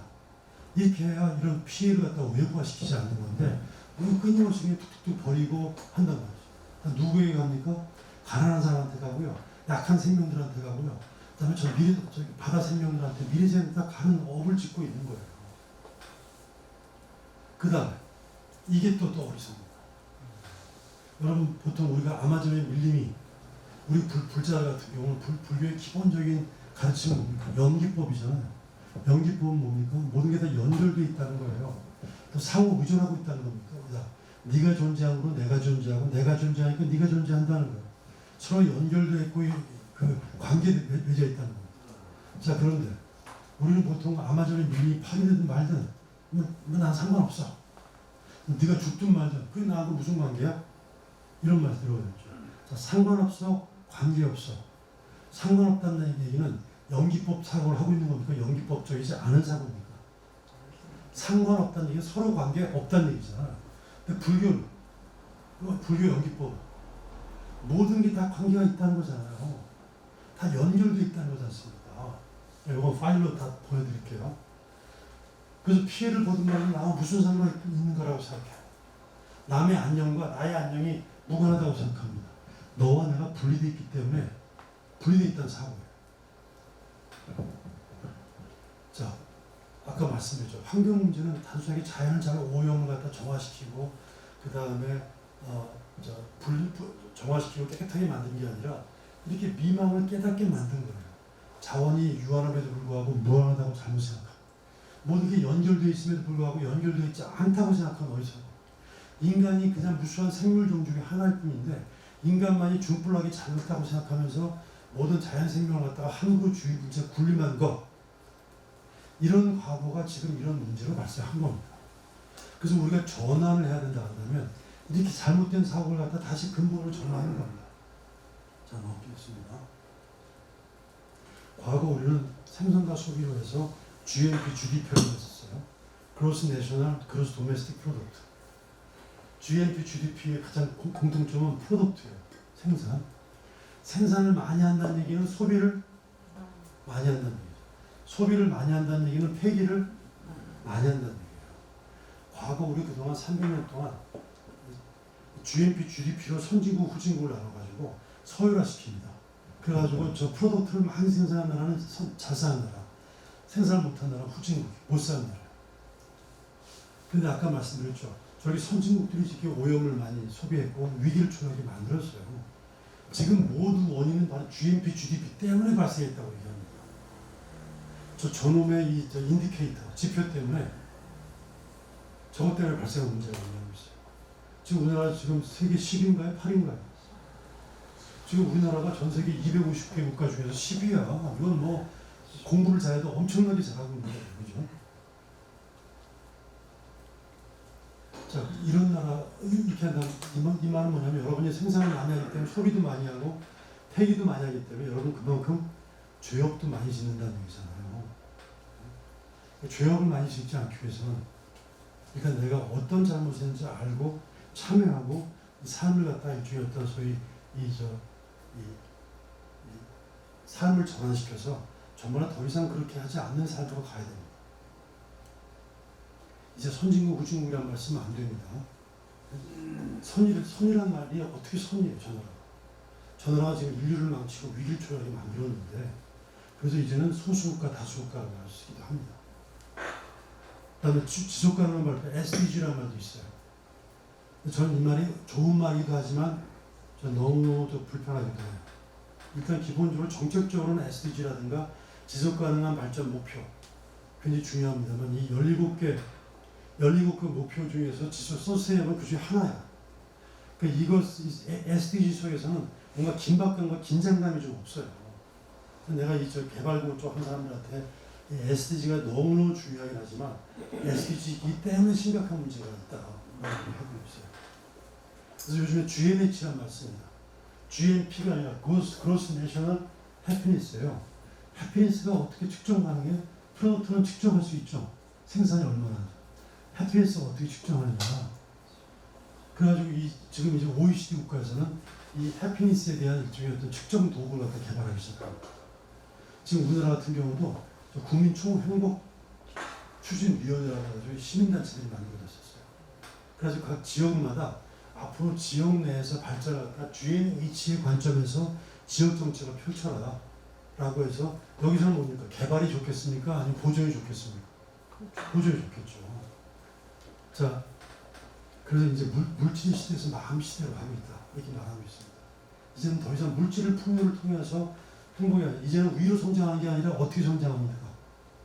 이제는 위로 계층 상승하고 위로 올라가면서 저 스카이캐슬 위로 올라가는 게 성공이 아니라 지금의 이제 성공은 어떤 게 성공이냐? 옆으로 성공하는 겁니다. 환경시대는 어떻게 성공한다고요? 옆으로 성공하는 거예요. 옆으로 성공한다는 건 뭡니까? 돈이 많이 버는 게 중요한 게 아니라 무수하게 많은 사회적 관계를 좋은 친구들을 많이 두는 거. 또 좋은 사회적 활동들을 많이 하는 거. 그래서 내가 필요하고 어려울 때 무수한 사람이 나를 도와주거나 또 제가 지금 이제 일산에서 지역협동조합을 했었어요. 내가 자전거가 필요해서 그 300명 조합원들한테 내가 자전거가 필요합니다라고 했더니 5사람이 자전거를 보내줬어요. 5개 다 못 갔지 않습니다. 그리고 내가 이렇게 남한테 얻는 주제에 좋은 거를 고를 수 없잖아요. 무조건 처음 준 사람 걸 지금 타고 다니고 지금 7년째 타고 다니고 있어요. 근데 이런 게 많으면 300명 속에서 내가 어떤 물건이 필요합니다라고 했더니 내가 안 쓴 물건 내가 가져가세요. 이렇게 한다고 한다면 내가 300만 원을 넣었는데 그 중에 한 100만 원 정도는 이렇게 사람과 사람끼리 그 내부에서 서로 주고받고 하는 커먼즈, 공유 이런 방식을 해소한다면 내가 200만 원만 벌어도 300만 원의 삶의 질을 유지할 수 있는 거 아닙니까? 그죠? 자, 그래서 제가 제 결론을 좀 말씀드리면 작게 사는 거 내가 아름답다. Small is beautiful입니다. 그 다음에 slow is beautiful입니다. 우리가 빨리 가려고 한다는 얘기는 경쟁사에서 속도 중심의 삶이에요. 작게 천천히 걸어야지만이 여러분 자꾸 등산을 갖다 정상을 목표로 한 사람들은 허겁지겁 올라가죠. 정상에 올라가는 게 목표지 과정은 괴로움이에요.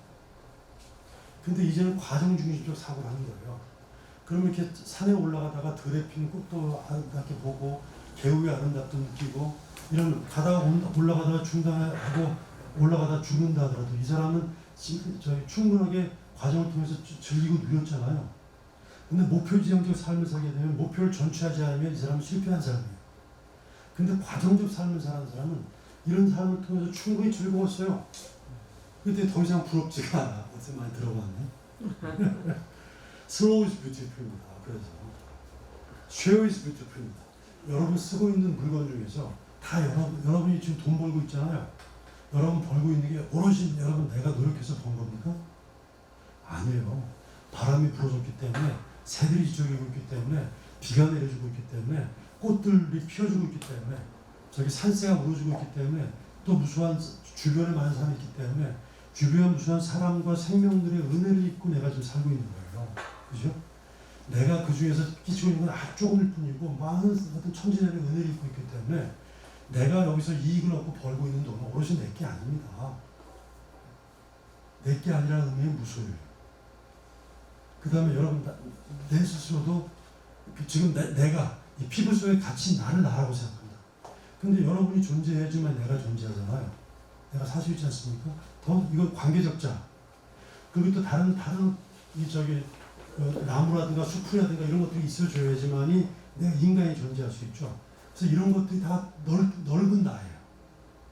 넓은 생태적 자입니다. 넓은 나이기 때문에 자연이 풍요해지는 게 곧 내가 풍요해지는 거예요. 당신이 잘 되는 게 내가 잘 되는 거예요. 관계적 쌓아서. 그래서 너를 잘 되게 막 만들고 노력하고 자연을 풍요롭게 막 잘 되게 노력하고 이게 보살적 자인 거죠.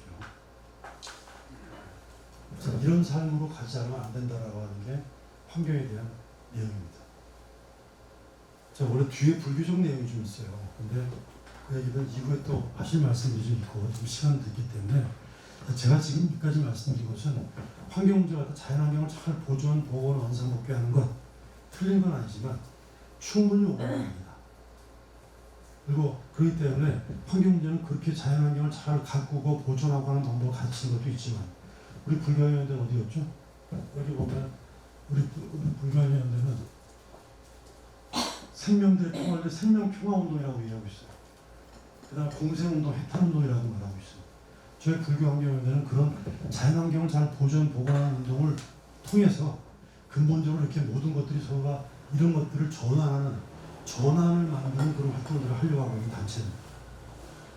그렇기 때문에 환경이라는 방편을 활용해서 이런 전환을 도모하려고 한 거기 때문에 여러분도 좀 많이 관심 가져주시고 참여해 주시기 바라고요.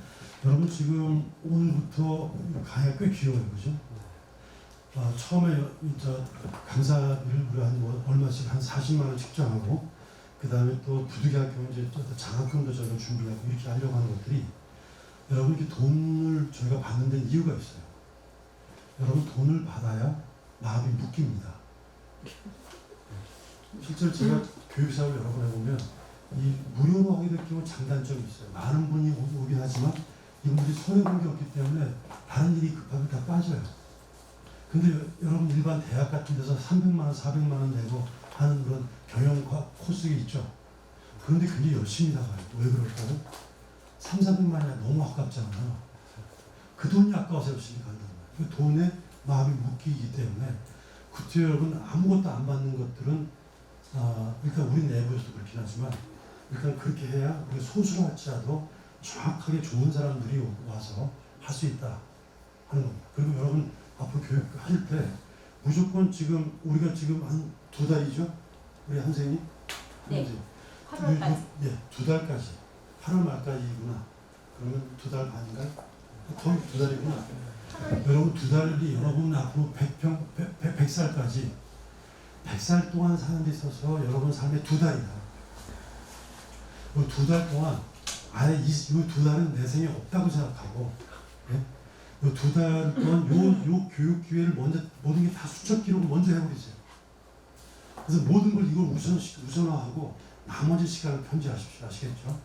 그래서 여러분 연배에 또 여러분의 활동 과정에서 이렇게 집중적으로 교육하시는 기회가 또 어디 있겠어요? 이때 안 하면. 그죠? 저희가 굉장히 아주 교섭하기 어려운 강사들로 되어 있습니다. 그렇기 때문에 저희는 어떤 여기 계신 분들이 정말 열심히 나오고 열심히 하면 저희가 당연히 적자죠. 이 교육 프로그램이 당연히 엄청난 적자입니다. 근데 그럼에도 불구하고 여러분이 열심히 나온다 한다면 우리는 굉장히 큰 보람이고요. 그리고 여러분이 이거 과정을 통해서 내 삶이 그래도 약간 좀 변화가 돼서 이후에 그 의미 있는 여러 가지 활동과 삶으로 연결된다 한다면 그래서 여기 계신 분이 여러분 이게 일기예요. 이게 일기죠. 우리. 저희가 이걸 잘 되면 앞으로 1년에 한 2번씩 정도 할 계획이고요. 앞으로 10년, 20년 계속 할 계획입니다. 자, 20년 정도 하게 되면 1년에 2기씩 하고 10년 하면 20기죠. 20년이면 몇 기죠? 40기. 20년 뒤에 40기고 여러분은 몇 기가 됩니까? 여러분 1기예요. 여러분 1기가 얼마나 대단합니까? 20년 뒤에 여러분 거의 전설이 되는 거예요. 아시겠죠? 자, 여러분 좀 어렵고 특히 여름이라서 휴가도 있고 좀 힘들어요. 근데 조금 어렵더라도 일단 요 시간을 딱 안배하시고요. 그 다음에 여러분 참가비나 이런 것들 같은 경우도 여러분 이게 굉장히 큰 돈일 수도 있고 작은 돈일 수도 있습니다. 저 같은 경우는 제가 월급을 돈을 버는 건 아니지만 한 20군데 매월 후원을 하거든요. 그리고 여러분도 어떻게 의미 있는 것들은 여러분 시간 있는 사람은 시간으로 투여하셔야 되고요. 능력 있는 분들은 능력으로 이런 활동을 하셔야 되고 안 되면 돈으로라도 매월 10,000원씩이라도 하셔야 됩니다. 원래 돈이 가는 것은 마음이라고 되어 있기 때문에 그래서 여러분 참가비나 이런 것들도 아깝다고 생각하지 마시고 여러분 어쨌든 뭐 일부러 돈도 뭐 사기 당하고 돈도 집 잃고 몸밭도 잃기도 하는데 이런 것들에 여러분께서 이렇게 한다고 하는 것은 여러분 삶을 갖다 투자하는 것이고 그 다음에 여기 정말로 모시기 어려운 분들이 많이 오기 때문에 여러분께서 굉장히 좋은 기회가 된다 이렇게 생각하셔서 여러분 정말 열심히 참여해 주시고 빠지지 않고 참여해 주시고 특히 오늘 첫날이잖아요. 근데 다음 주 화요일부터도 새로 들어올 수 있죠. 그죠?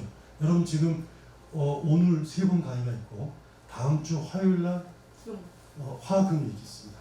근데 화요일날까지 금요일까지 제가 다음 화요일날까지 또 새로 올 수 있기 때문에 여러분 주변 사람한테 권유 좀 해주세요. 그래서 저희가 원래 좀 큰 데로 가려고 했었는데 일단 좁은 데서 미어 터지는 게 훨씬 더 교육 효과가 있다라고 해서 여러분 좁긴 하지만 이 자리를 한 거로 하고 있어요. 그러니까 여러분 주변 사람한테 늦진 않았으니까 한번 좀 너도 한번 이런 것도 들어봐야 돼.